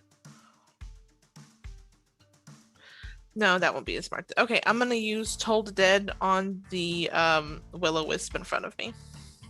Okay. Go ahead and use Toll the Dead. I love when I can't see my stuff because of dark mode. So I'm gonna press random buttons. I'm sorry. I can make you do it if you like. Please and thank you, sir. Okay. So you are attacking it with your Toll the Dead. Where are you? Oh, of course, I have to like go into your character sheet to find it.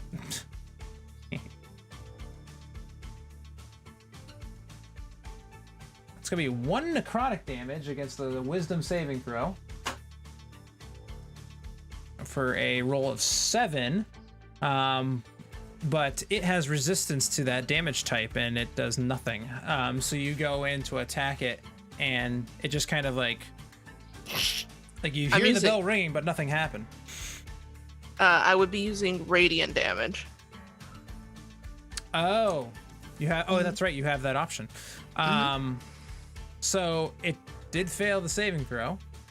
So it will do the 1 damage that it would do. Sorry, you rolled terrible on the roll. Anything? I know. Anything else on your turn? On 2d8? That's horrible. Wait, that's impossible. It only rolled 1d8. That's why. Okay. For whatever reason. Yeah, I'll roll the other d8. Where are you? There you are. I'm rolling it right now. Okay. 8. Yes. There you go. That's a little better. And you see this creature just kind of shift. Okay, and I'm gonna stay where I'm gonna stay at. Okay. That's my go. All right, cool. Awesome. We're gonna bring it up to our good old friend Twyla. Twyla, what would you like to do? So I want to stay there, and what I'm seeing is those skeletons and how many Willow Wisps? Currently, right now, you see 1, 2, 3, 4, 5. You see 6 skeletons and the 2 Willow Wisps. Currently. Well, I'm gonna use Firebolt Okay. in one of the skeletons, if possible. Yeah, sure. Absolutely. The one that attacked me. Yeah, absolutely you Like- can. Where did these things come from? And why are they attacking me? I haven't done anything. Everything wants to attack us. Just get used to it. Do you want me to roll it for you? I think I can find it, so I'm gonna try it.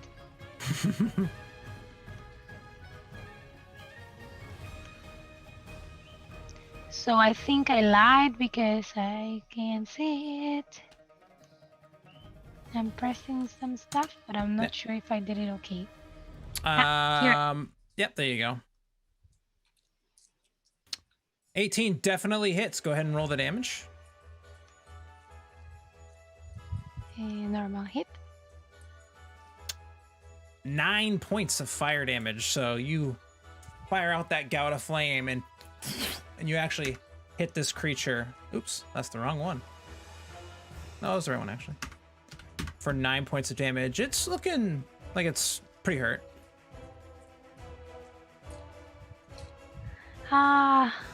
Okay. I think I heard him. But there are so many more. That's gonna bring us to this one down here. This one's gonna make its way up towards you, Twyla, and go ahead and attack you with its slam. That's gonna be a 16 to hit. No, because I got a 19. Still? Oh, no. You just had your No. turn. Yeah, right. So it does hit. And that's gonna be 9 points of bludgeoning damage. Just comes in and Ugh, oh my goodness. all right. Ending its turn. Brings us to this one back here that Timic blew back. It's got 30 feet of movement. 5, 10, 15. It's gonna go after Morharon. It's gonna have advantage on this strike because of the flank from its buddy.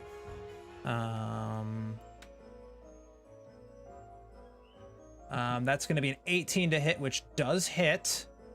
And that deals 15 points of damage. So as it comes in, it rolls really high, and it just on Morharon.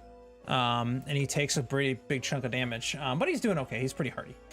Ending its turn. Actually does bring us to Morharon. Morharon just kind of like, all right, batter up. He turns and faces towards the one that just attacked him and will attack it with his maul. And rolls a natural 1. Great. He's like, that was weird. And then he goes ahead and tries again. Hits it with a 25 to hit, dealing 18 points of damage, taking a big chunk out of this thing. And as he does that, he then is like, all right. And then he goes ahead and throws one of his hand axes at it, at disadvantage because of the strike, and rolls a natural 1. Awesome. So having a hard time on this fight. He goes ahead and he's able to get that strike in, but is unable to hit it more than one time. Bringing us to this Putrid Haunt. It is going to attack you, Juliet, with advantage, because it has its friend on the other side. That is going to be a crit. That's going to be a critical hit, Nice. for a total of 25 points of damage. As it comes in, and you're kind of distracted. You got this Willow Wisp in front of you, and you feel it almost like kind of grab and sink into your back and like kind of yank and kind of pull you backwards a bit and staggers you. Ending its turn brings us to this other one. He is going to move into position to attack Morharon as well.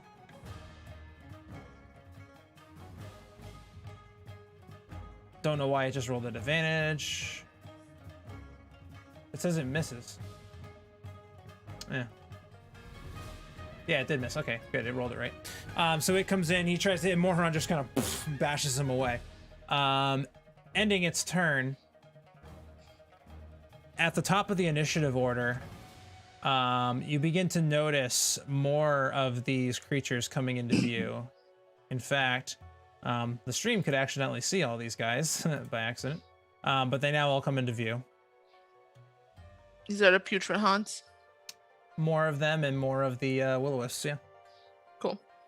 Yeah, cool. But they don't act on this turn.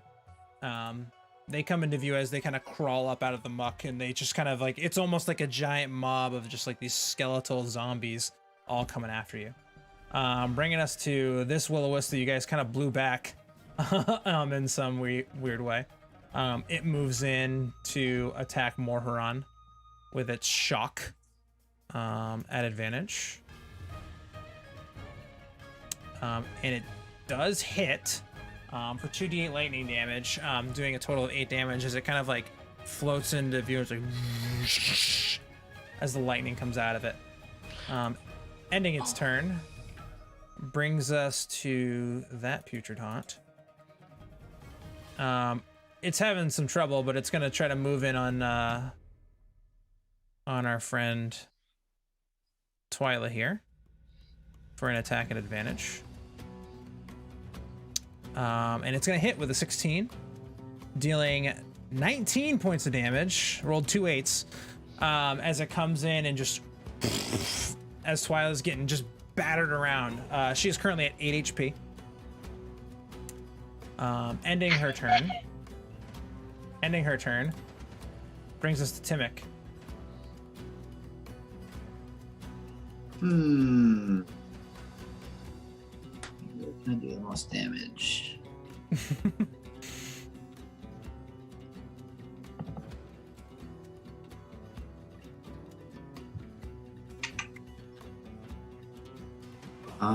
I will fly.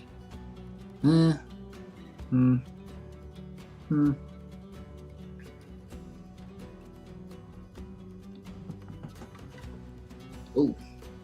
Whoa! Yeah. Not there.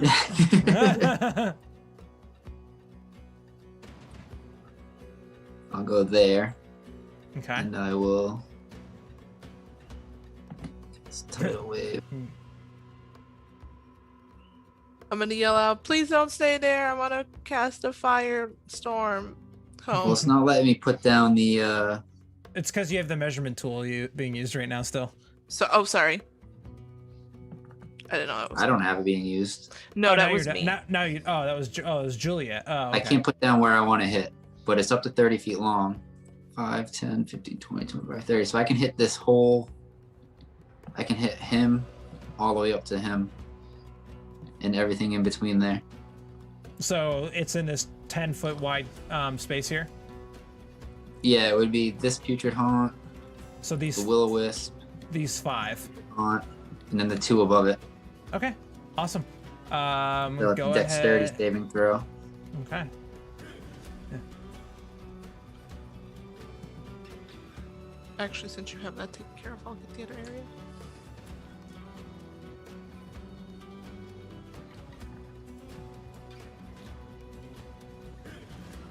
Okay. What's your spell save DC? 15. 15. Okay, so only one of them succeeds. Okay. So go ahead and roll damage.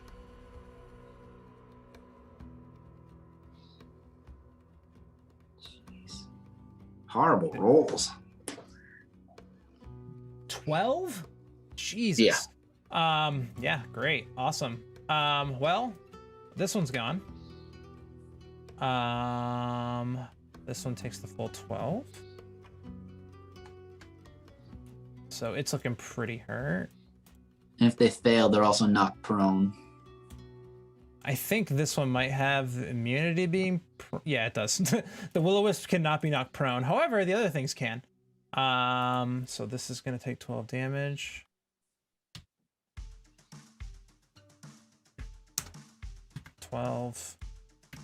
And 6. And then these ones are knocked prone. Yep.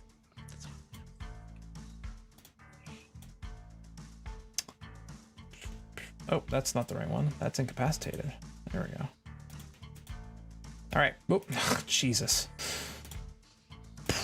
Jesus, it keeps moving the thing around. Dang it. All right, there we go. All right. All right, so ending your turn brings us to this Putrid Haunt. It's going to make its move. No, it's going to stay engaged with Morharon. And it is going to attack him with his slam. That is going to be a 16 to hit, which misses Morharon. So Morharon again just kind of bashes him away with his shield. Bringing us to the Will-O-Wisp. Next to Juliet, which has advantage on its strike against you. It is going to attempt to lightning you with its shock ability. Oops, I forgot to roll advantage. So I'll roll one more time. And they're all misses. So we had a 9 and a natural 1. So all of those miss. Ending its turn. Brings us to you, Juliet. Time for you to get revenge. I'm gonna do a cone of fire. Okay. And I'd like to do it. I don't know if you can see my little thingy, but over here, all of this area. Okay. Let me see if I can't place the template down for you to make it so it'll do everything automatically. So you're using your cone of fire. You have no available. Yeah, but it's. Oh yeah, you do. I don't care. Cast at level whatever I want it to be. Cast spell. You have no avail. Oh Jesus! It's supposed to be pack magic. Figure it out, stupid thing. I should have available spells. I haven't used any spells You yet. do. You do. I'm trying to fix it. Oh, it's saying it. Was it saying it wasn't prepared? I would always prepare that. I'll fix it. All right, so you're going out in this direction. Is there a way you can get everything? Not quite everything, but most things. And I will take that. Yep. So that would get rid of like 90%, hopefully. Hopefully. Bunch of con saves coming in. Oof, a lot of damage going around the board there. We've got total damage on your thing was how much again? 28 damage. So we've got A fail, a fail, a fail, a fail, a fail, a fail.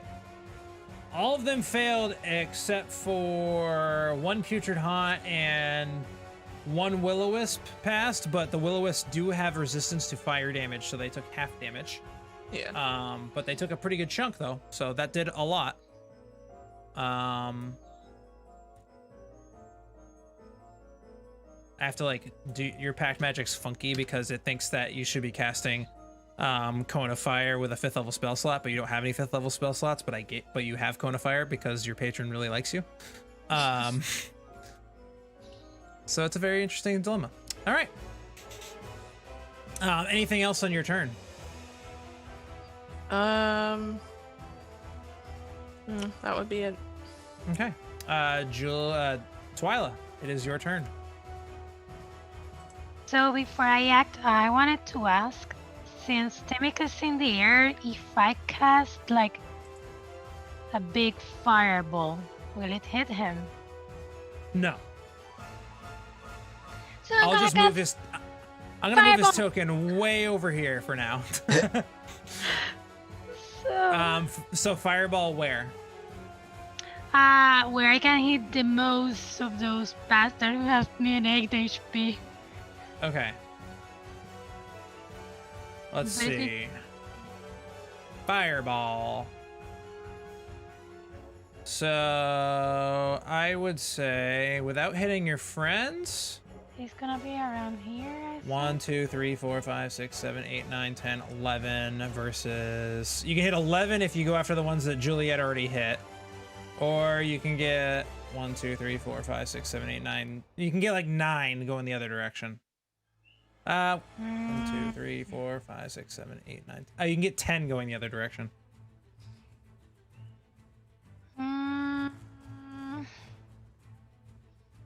So either go the ones to the north or the ones to the south. Keep me to the north because that was my first thought, so... Okay. Bang. So many saves coming in. Well, that happens when there's a lot of evil monsters. Oh yeah. A lot of evil bitches. Well, that too. Plenty of stuff coming in. Okay. We've got, after all of that, we've got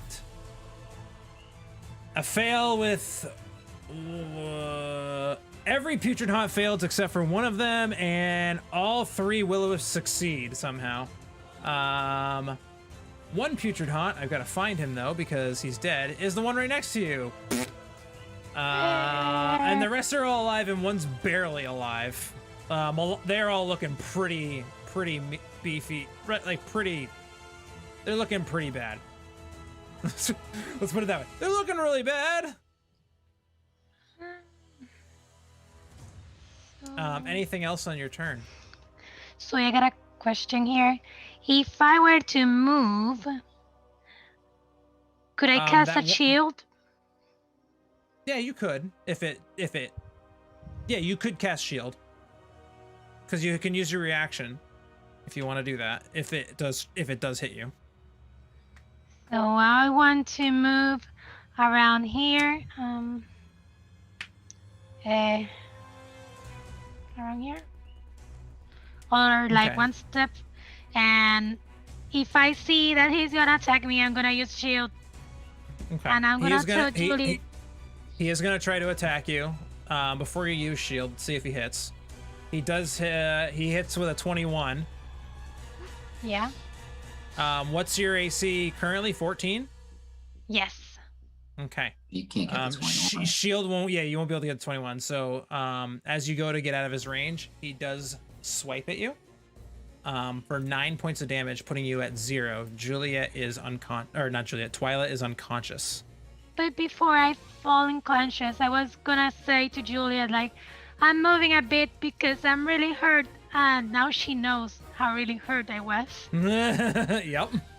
Absolutely. And you have 2 death saves for metagame purposes, if anybody wanted to remember that. Awesome. Brings us to that particular Putrid Haunt. Awesome.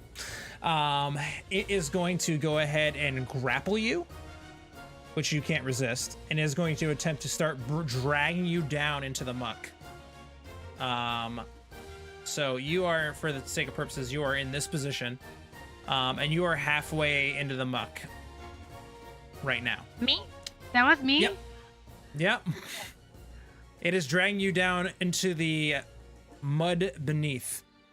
You cannot resist because you're unconscious, but you are still above the surface for right now. I can breathe. Okay. Brings us to Morharon. Oops. Morharon, seeing this, completely just breaks tail and tries to pull you out.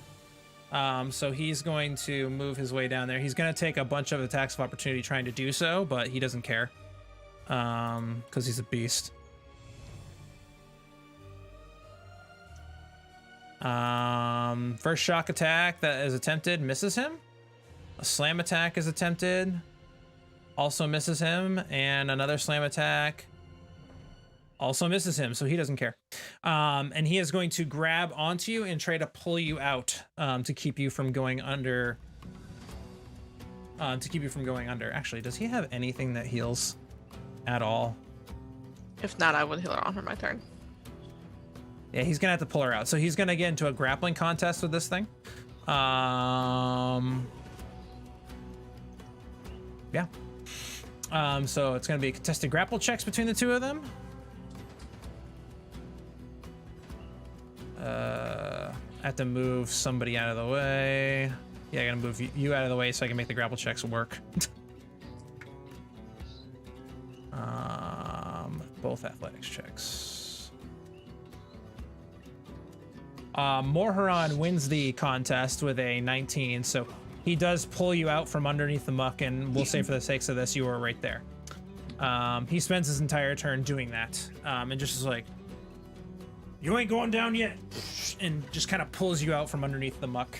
That's his action. I'll say with his bonus action, he can throw one of his hand axes. He's gonna try and hit that one over there, because why not? He does hit it and deals 1 damage, taking it out. So he just kind of flings one of his hand axes, hits it straight on the, right on the front of the head, and it caves right into it, killing this Putrid Haunt.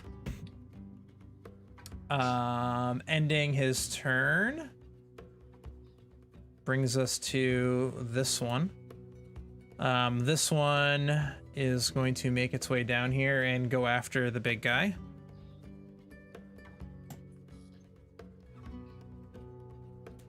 With a slam attack and miss. Awesome. Ending his turn. That brings us to the top of the order, but all these other Will-O-Wisps can now act. Everything can act now. So this Will-O-Wisp, I believe he can only move... He can fly 50 feet. Okay. Well, he's going to fly up at you, Timic, because why not? And he's going to attempt to hit you with his lightning, or his shock attack. 18 does hit. For 8 damage. So you're at 60 HP. Bringing us to the other one. There's a lot of creatures on this map. It's going to attempt to attack you, Juliet.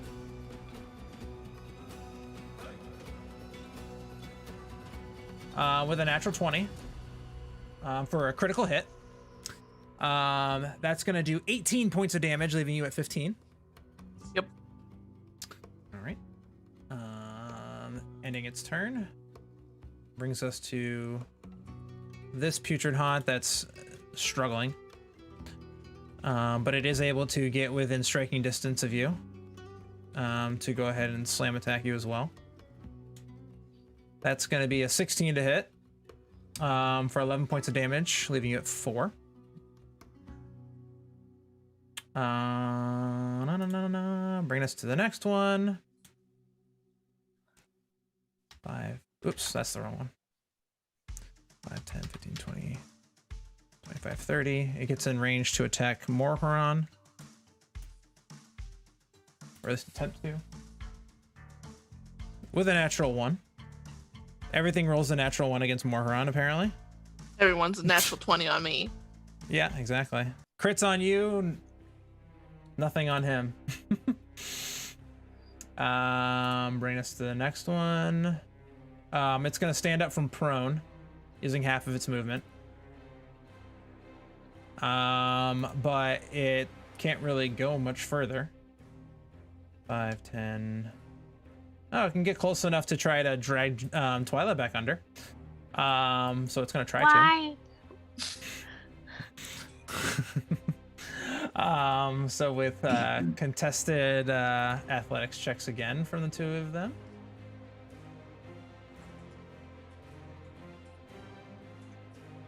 They tie, so nothing happens. They just kind of get in a stalemate. Brings us to Timic. Don't break my legs, please. Or Has this guy taken damage? He is barely alive. All right, I'm gonna In fly. fact, a number of these creatures that are there are barely alive. I'm flying down to him, Okay. and I will attempt to hit him with my staff. Wait, hold on a second.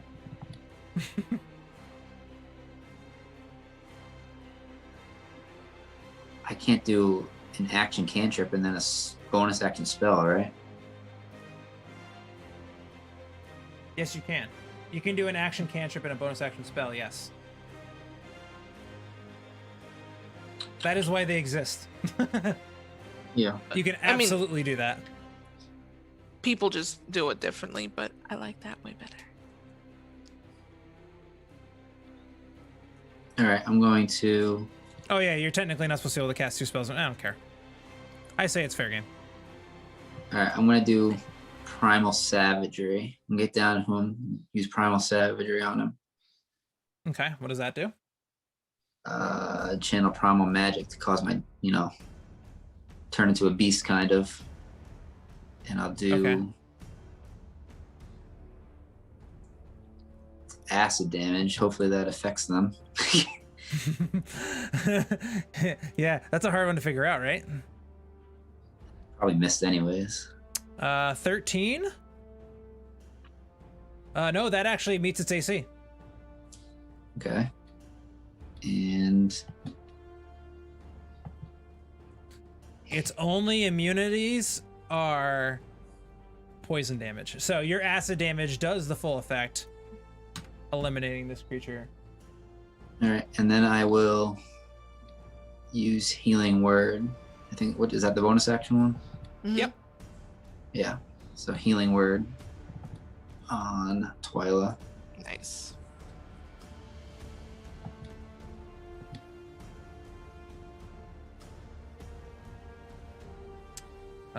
So 7 points of healing. So Twyla, you wake from unconsciousness, thankfully. Hearing the words of Timic kind of, what do you say, Timic? We need you to fight Don't these die. things. Don't die. And you do wake up. You do feel the clutches of a dead skeleton kind of on you that you're able to kind of shake off, but you are still prone currently. But you are alive. Thank you. What's this? I'm so dirty. Awesome. Brings us to this one who can't really get into range with anything except for Morharon, so he's going to move all the way around to attack him with advantage. 4 and 11 to hit and still misses. All right. Brings us to this Willow Wisp way in the back. It's gonna fly its way around. 5, 10, 15, 20, 25. It can get over here, but it's just gonna try to attack Morharon with its lightning. Which oh, he actually hits him for once. Dealing 9 points of damage to Morharon, leaving him at 58. He's taken so much damage. Brings us to this Putrid Haunt, which is way down here. It gets within melee range of you, Timic, and attacks you for a 16 to hit, of course, because he's going to roll high on everybody else. for 13 points of damage, leaving you at 47. He's gonna roll high on everybody that's here, of course. Moving us to the next one. He's trying to, oop, wrong one. He's trying to get involved, but he can't really, it's kind of a log jam. They're all kind of like clawing over and surrounding your party here. Bring us to the next Willow Wisp, who is within range of Morharon, so he will go ahead and attack him. And roll a 2. Naturally.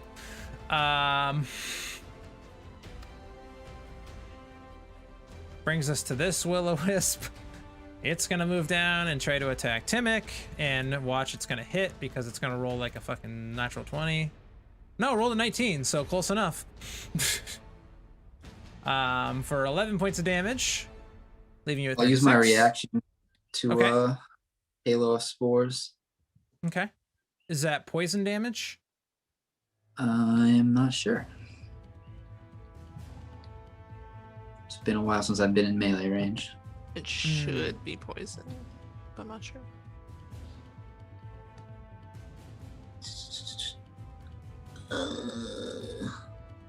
Halo No, Spores. necrotic damage. Ooh, necrotic Nice. damage. Okay, that's good.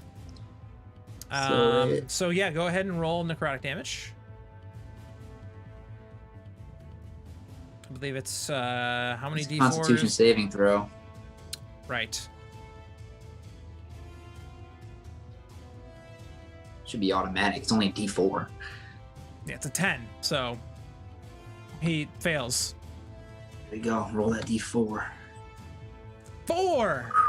It only does 4. It doesn't do more at higher levels. That's. Am I level 6? Yeah, I'm a level 6 druid, so yeah, it's a D6. Sorry. Well, if you roll worse than a 4, I'll say it's a 5. That's enough to kill it. It would be half damage. I'm just gonna call it good because, yeah. So that eliminates that one. Brings us to Juliet. Cone of Fire. Okay.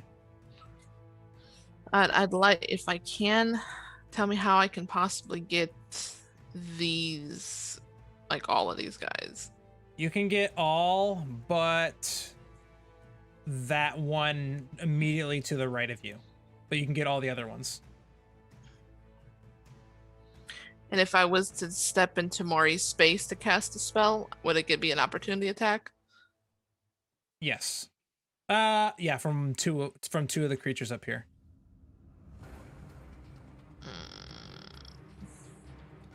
That's fine. If I die, then hopefully someone will bring me back. Probably It doesn't not. really Okay. give you much more of an advantage to do that, though. Just keep that in mind. Like, I'm looking at your template. It doesn't really help you all that much. Yeah, You're only gonna instead of getting a Willow Wisp, you end up getting one of the Putrid Haunts instead. That's the only thing it really does. Yeah, so then I will cast Cone of Fire and try to get rid of most of these guys, hopefully. Okay. Okay.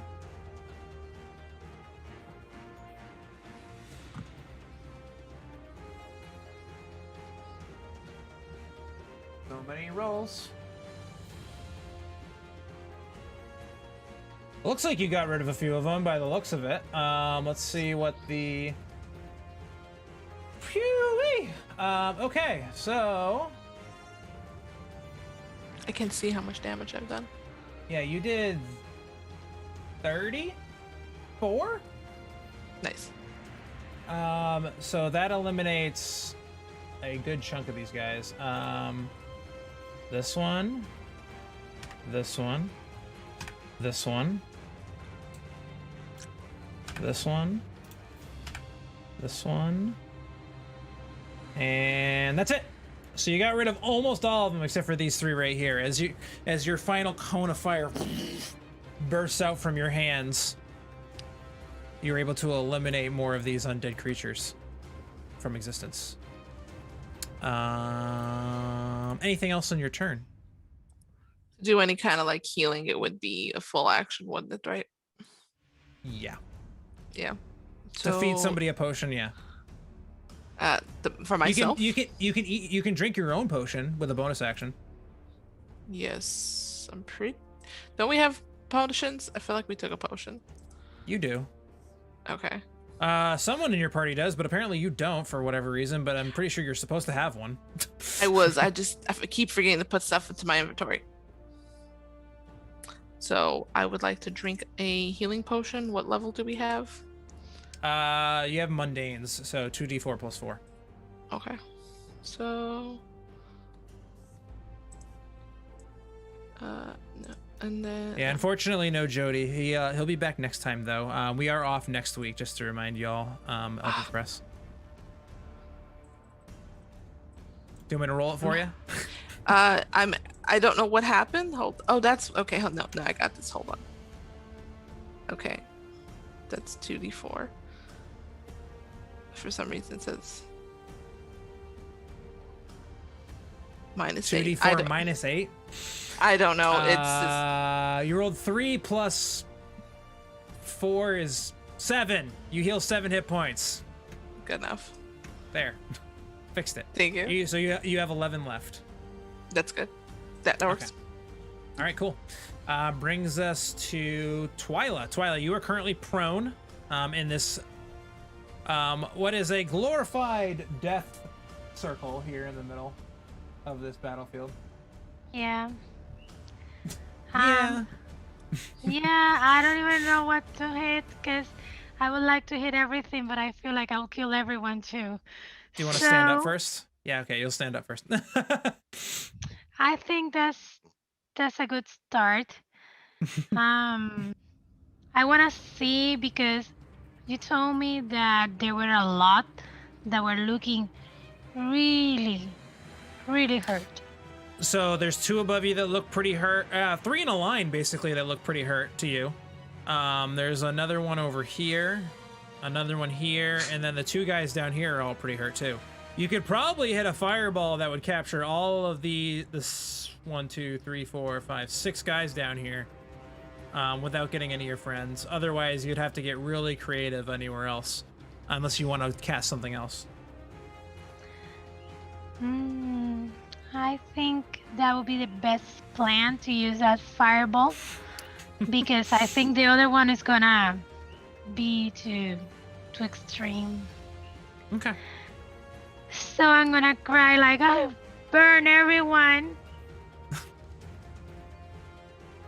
And I'm gonna cast fireballs and I'll need help.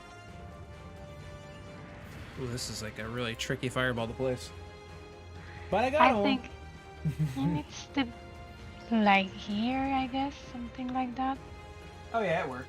All the ones down below you are getting hit. In some way, shape, or form. Alright, so we got some dead creatures here. We've got dead, but ironically the ones right next to you, not dead.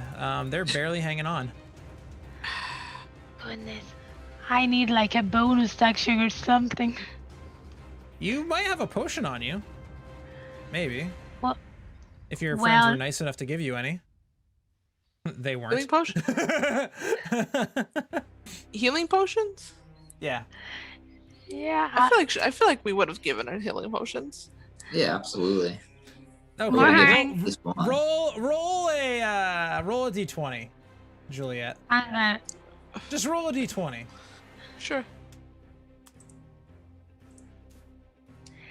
Plus charisma because she likes You gave me. her 2. You actually gave her 2 healing potions because you rolled so high.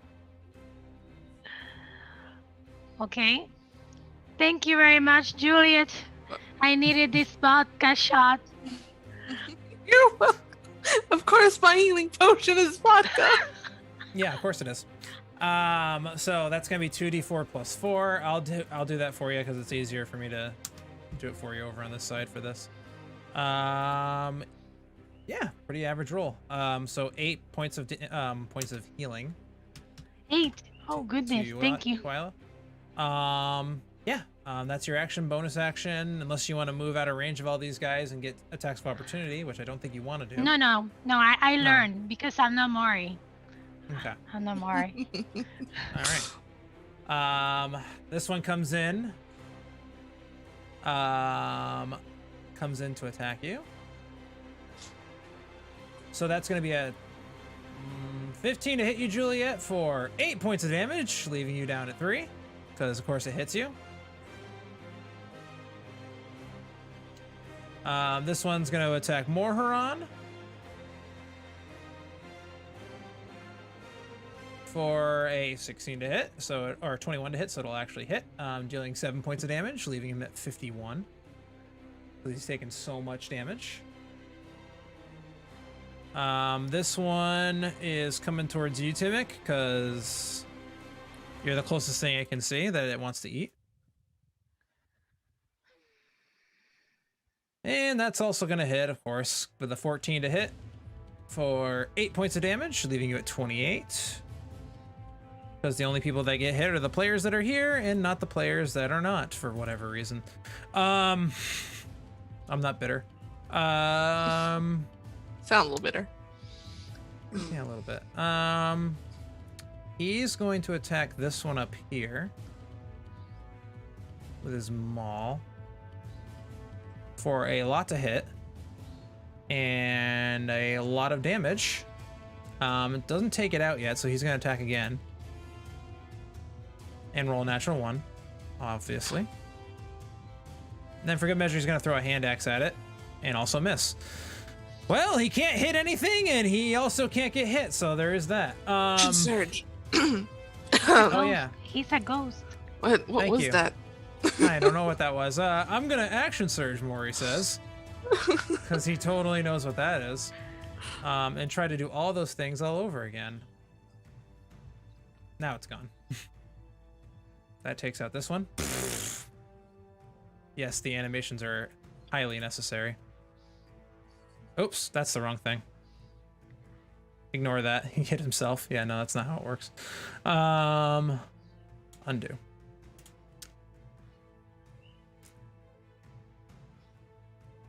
Of course, he missed. Meh. And then a hand axe to the face, because I'm just going to give it to him. There we go. All right, awesome. So complete action surge brings us back to this guy way up here. He's going to stand up finally after all of that.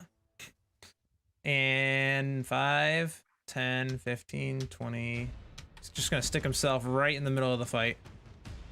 And of course go after the person who was just barely alive a second ago, but is now, or just almost dead and is now alive. No, no, no. For 16 points of damage, knocking you unconscious. So with a 22 to hit, deals 16 points of damage. It, of course, rolls really high on its damage rolls with a 7 and a 6. And Twyla is unconscious once again. Damn it, Twyla! All right. Bringing us to a Willow Wisp on the map somewhere. There it is. Flies down to attack Timic. I'm sorry, I'm squeechy. Natural 1. Willow Wisp number 1,000,000 is attacking Juliet because it's the closest thing. And no. hits, of course. No! Juliet, you are unconscious. God damn it. Oh, okay.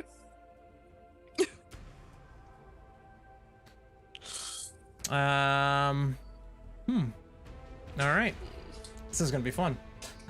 So this Putrid Haunt is going to attempt to grapple you down into the muck. Morharon is going to use, I'm going to allow him to use his reaction to resist that attempt. So it's going to be contested athletics checks against the two of them. Somebody rolled a natural 20. The Putrid Haunt rolled a natural 20. So you are now being pulled into the muck by this Putrid Haunt, but you are still alive and above ground for now. Oh, that's Timic. That's me. That's who? That's Juliet. Juliet. The one next to you is going to attack Morharon Because these things have sentience somehow.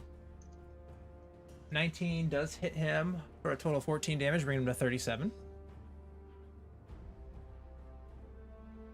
Timic. When the DM wants to TPK you. No.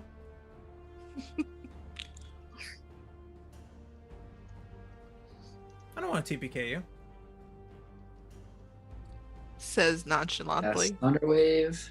Because there's certain people that have the ability to do something about it. So Thunderwave. Okay. What does that save? Let's see.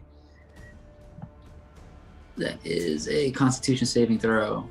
Okay. It's going to prompt it for you to save your own spell. We'll just fix the damage if it hits you. It's not... Didn't yet. Yes. Did you send the save yet? No, it didn't ask me to. Oh. That's very strange. It should. Well, that's okay. Saves. Con. I'm seeing a lot of fails. I'm seeing all fails except for one. Either way, they're taking damage, so. Oh, now of course it goes off. So that was your save, but just fix your damage to yourself. We're gonna use these Constitution saves, so I don't have to calculate it all out. I'm assuming one of them's still gonna fail. How much damage did I take? 12? Did you pass your saving throw? Yeah, you took 24, so add 24 back to you. Yeah. Dead. Or almost dead. So that thing should not have succeeded, but it has resistance, so it takes 12. So yeah, only one died. But they all took a ton of damage. And then I'll bonus action healing word Twyla again. Okay.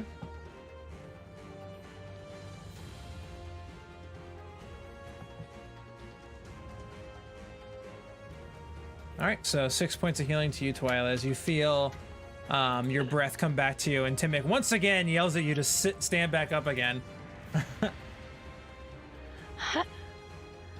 Thank you. Oh my goodness. And I'm trying to shake myself to see what else I have to give in this fight as I go on this. It is a bloodbath in that center of everything. All right. Brings us to a Willow Wisp that's going to attack Morharon.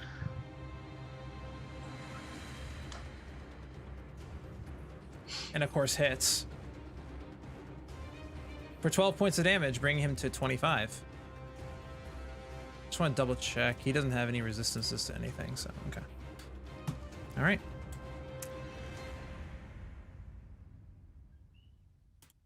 Brings us to the next Putrid Haunt. It is going to attack Timic. Which one is it? The one diagonal to the right of you, down here. Is that one almost dead? It's halfway there. Okay. Which one around me is most hurt? Probably that thing. It's got 9 each. Willow Wisp? Yeah, it's got 9 health vitality left. I already spilled that one out of the bag. But the rest of them have they're a little bit beefier than the Willow Wisp, but the Willow Wisp have a lot of resistances. I'm gonna use Halo Spores on. Okay. That's a con save, I believe. It's a hit for 9 damage to Timic, and then you need me to con save. Yeah, that's right. Saves Constitution. Natural 20. Right. Yep. Juliet. I only get hit for 3 damage. Dead save. Juliet, you're unconscious, so I need a death saving throw, Death please. save. Yeah, no. I'm trying to find my death saves. Where are you? Yeah, That's and you're at 2. Yeah, I'm going to just roll an at 20 real quick. Okay.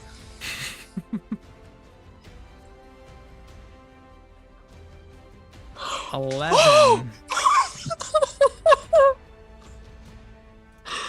Okay. I'm okay. You're alive. Twyla. Okay. First question. Timek, are you flying? No, if I was flying, I wouldn't be getting hit by these Putrid Haunts. I landed to Primal Savagery, one of these things.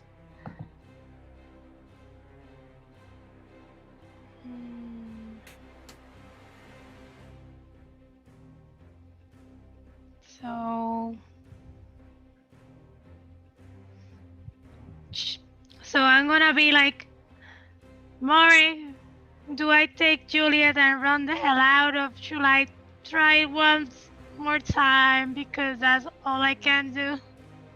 I hear you saying that too, and I'll say there's no way Yeah. in hell you're going to be able to get to her without dying. Where is she? Are you crazy? Or Isn't she there? She's unconscious. She's being dragged under the muck. Morharon, based on what you know, he's already kind of, you can see him already making his run to her. Like he's already beginning his way to run over there. So, unless you think you're going to be stronger than him at pulling her out, I would suggest maybe trying something else. Well, I got a spell Well, then use the spell. that I can move her. But okay. Let's Maury save her then. Is she in the square above Maury? She is in the square above, Two above square you. above you. 2 above you. She is right here. Okay, let me go there. She's being dragged underneath. So if I attack them, I'm going to attack her, right? Yeah, I mean, if you throw a fireball here, yes. Okay, so that. She's in the same square as another creature, yeah. So I would highly suggest not fireballing your own teammate who's unconscious. So I can use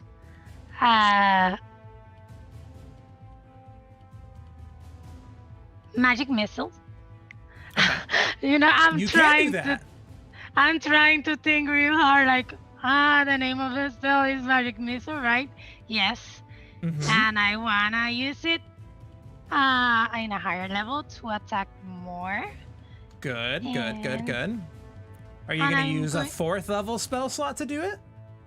How many will be if I use a 4? If you do 4, you get 1 extra dart each. So that would be 2, 3. You would get 3 more darts. So you would get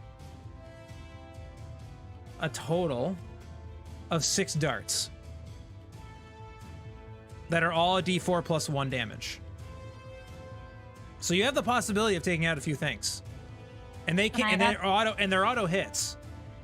And then I can roll a 1. I have. You could, but there's certain things that like are, you know, probably not doing so hot right now. So let's use that then. No one can't say that I'm not trying to help. Okay, so Well, but my magical spell for escaping is level 4 too, so it's like I can't escape now. nope. So Nope. you cast Magic Missile using a 4th level spell slot. Ignore that roll that just came in because it's just automatically rolling something. So which one do you want to hit first? As far as things that look hurt, the thing dragging her under looks pretty hurt. The thing in front of you looks pretty hurt. The thing below you here looks pretty hurt. But there is one thing trying to drag her under right now. So yeah, I'm gonna concentrate on that one first. So Okay. Go ahead I'll and roll try a d4. put it forward. Okay, I'm here.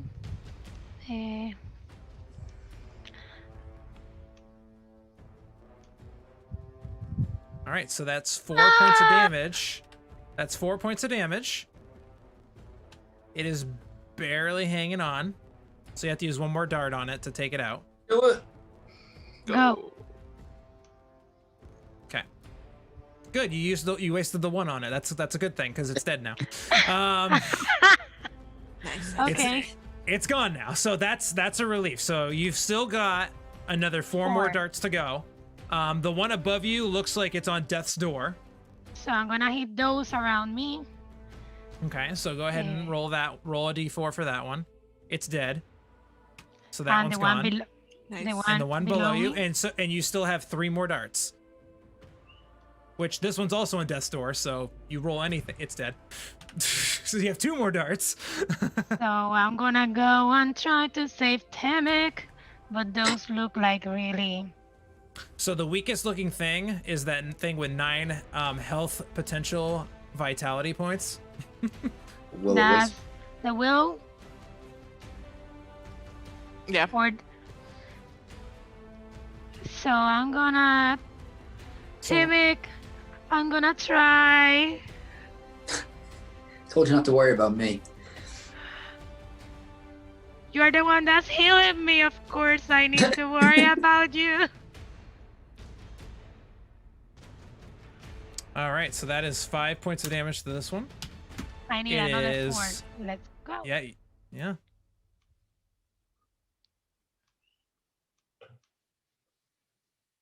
Hey! Nice. And it's gone. Good job. I'm stealing some of Maury's luck. I'm taking it out of his pocket. Okay. Give me some luck. All right. Good job. That's gonna bring us to. Wait. Do you have There's- anything you're gonna do in your bonus action? No, I'm gonna stay Okay. here. Okay. Sorry. This Putrid Haunt is going to move diagonally here and begin to try to drag down Juliet.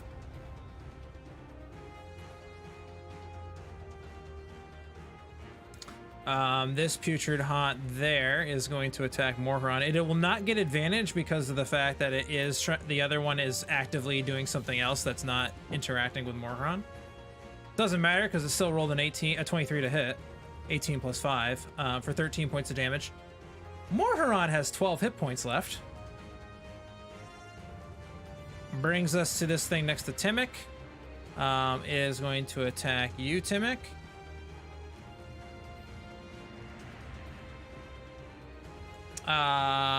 For a 12, which I don't believe hits you. Oh, I missed it. Nope. That misses. All right.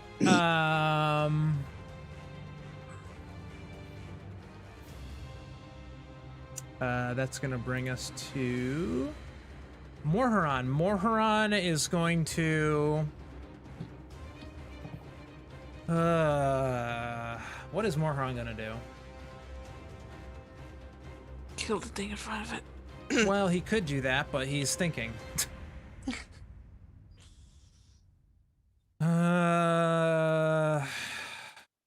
He's gonna try to kill the thing grappling Juliet first, I think.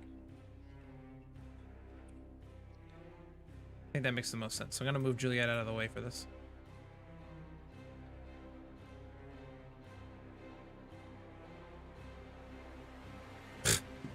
Rolls a 2.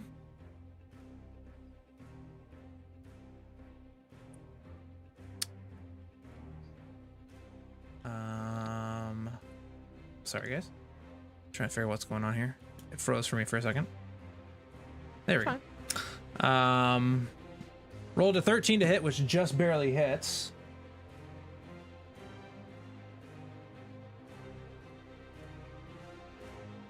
Yeah, okay. So it did some damage. And then 13 hits the thing. Okay. Did a good chunk of damage there. But it's still alive. Brings us to the Willow Wisp up top. It's gonna move diagonally. Oops, don't attack Morharon with his own weapon. That would be bad. Undo.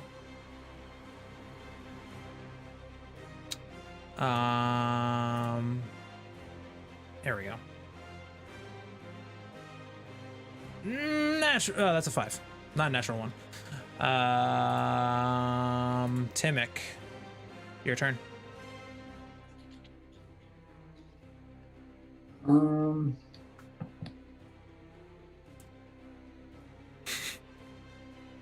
Move down. And I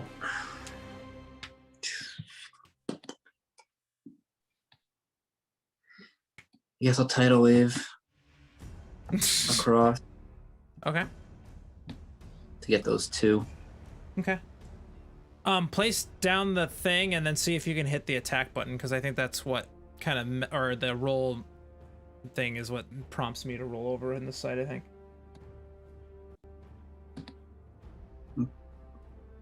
It doesn't give me any grid to lay down.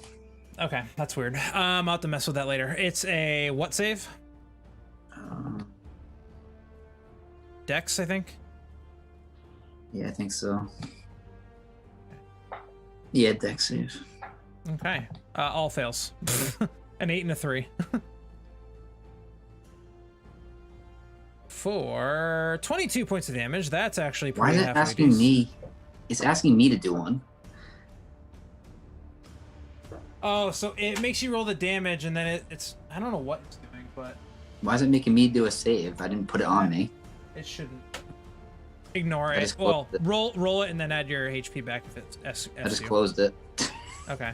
It might make you roll it anyway. It's weird. So 22 damage to this guy. Yeah, it automatically made you roll. It's stupid that way. And then 22 to this one. I think this one's dead. Of course, it's Foundry's stuck.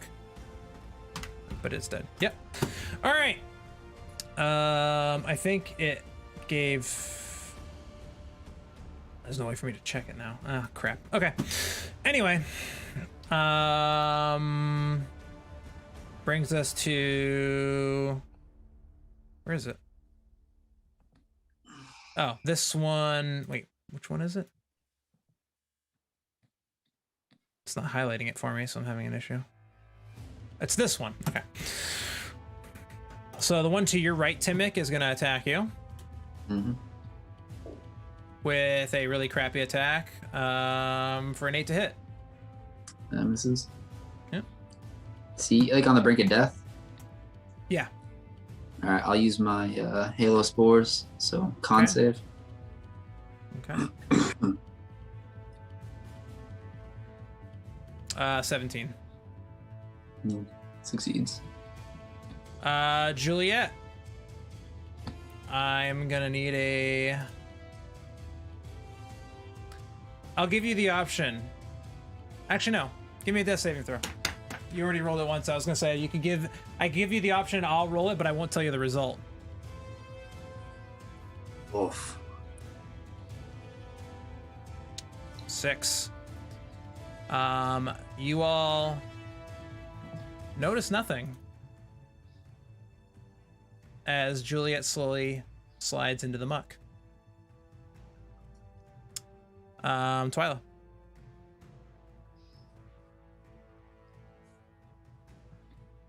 So I see that there's only one Willow Wisp over me and the other 2 next to Temic, right? The one Willow Wisp over you and the one,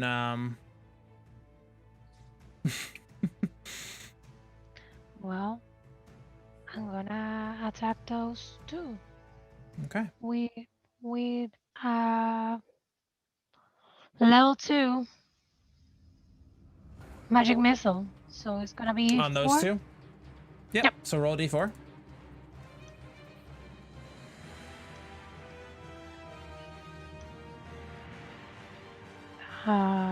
The first roll is 2 plus 1 is 3.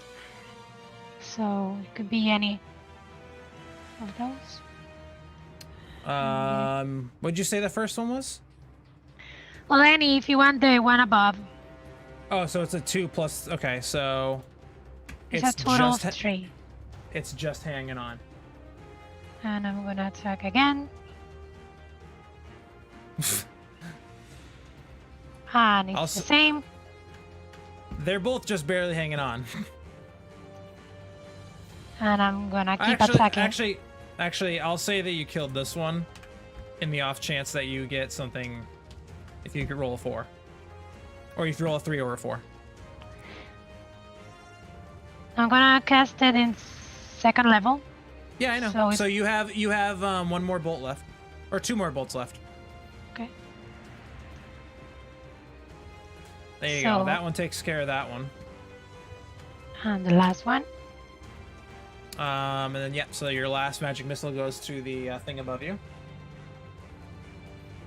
It's a 1. For 2 damage. All right. That brings us to a individual underneath the muck that is doing something. Brings us to Mori. Mori makes a mad dash and dives in to recover Juliet and starts digging in, completely ignoring everything else.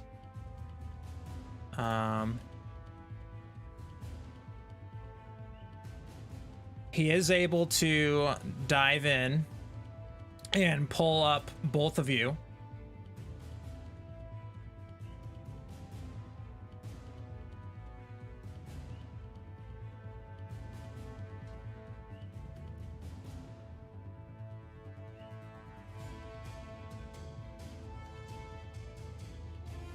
And then we'll use his bonus action to attempt to... I have to move everybody around to try to hand axe this guy.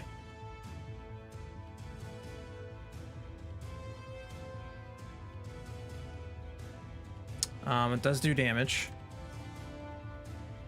Now I'm leaving it just alive.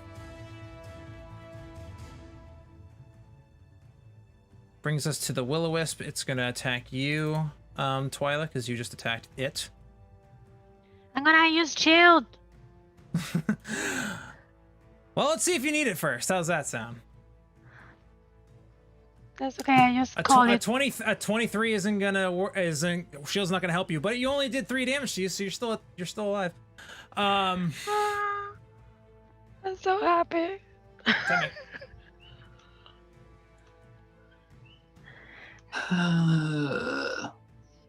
So Juliet's like dead. You're not sure yet.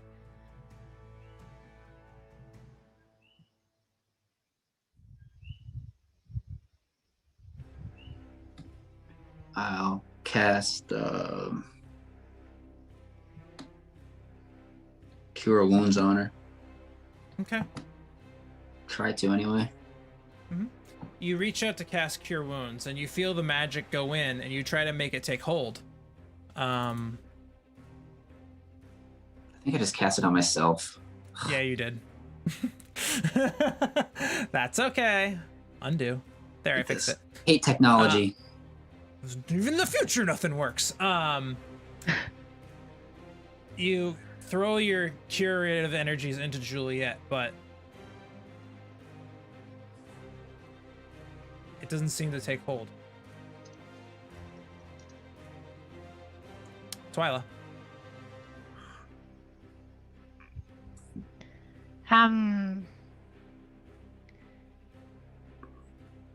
So I'm gonna cast a firebolt in the one that is far away, and is with Juliet. Okay. So. All right. Go ahead and cast your fire bolt. Yeah. Do you want me to do it for you? He's here. I think I got it. Okay. Hit the attack button. 18 hits. Go ahead and hit the damage button. Oh yeah, that's plenty. 15 is enough to take it out. Yay. Woo. Morharon.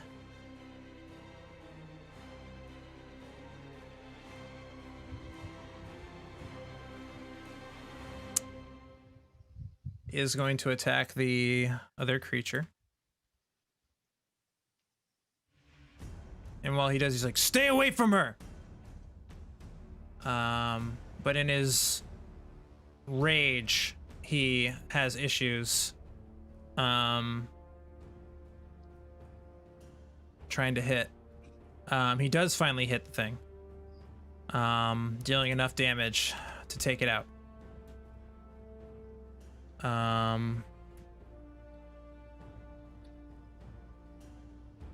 He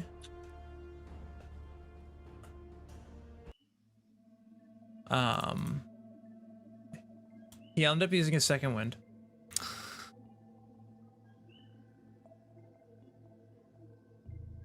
Juliet. Mm-hmm.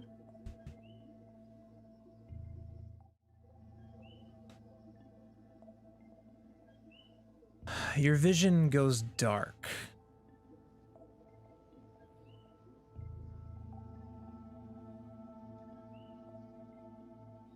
A familiar face peers its way out of that darkness.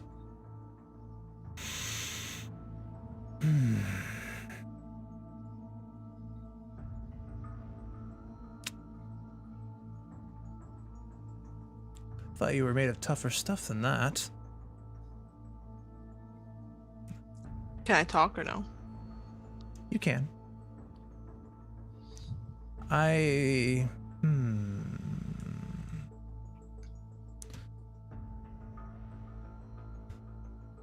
might have to change the terms of our deal.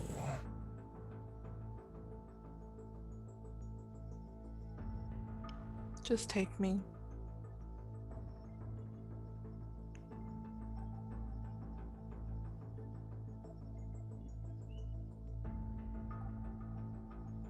Just let me go.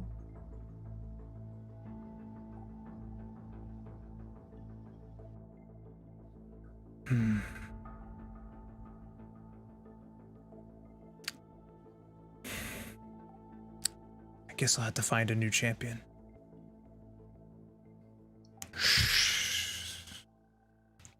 And that's where we're going to end tonight. So,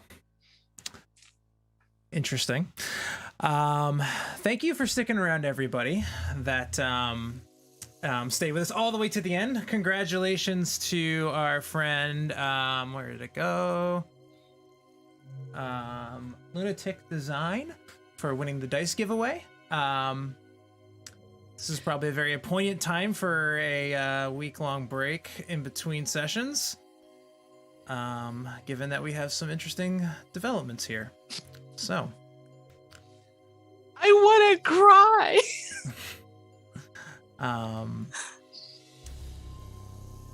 We will see you all in a couple weeks. Stay safe and happy gaming. See y'all tomorrow. Mara.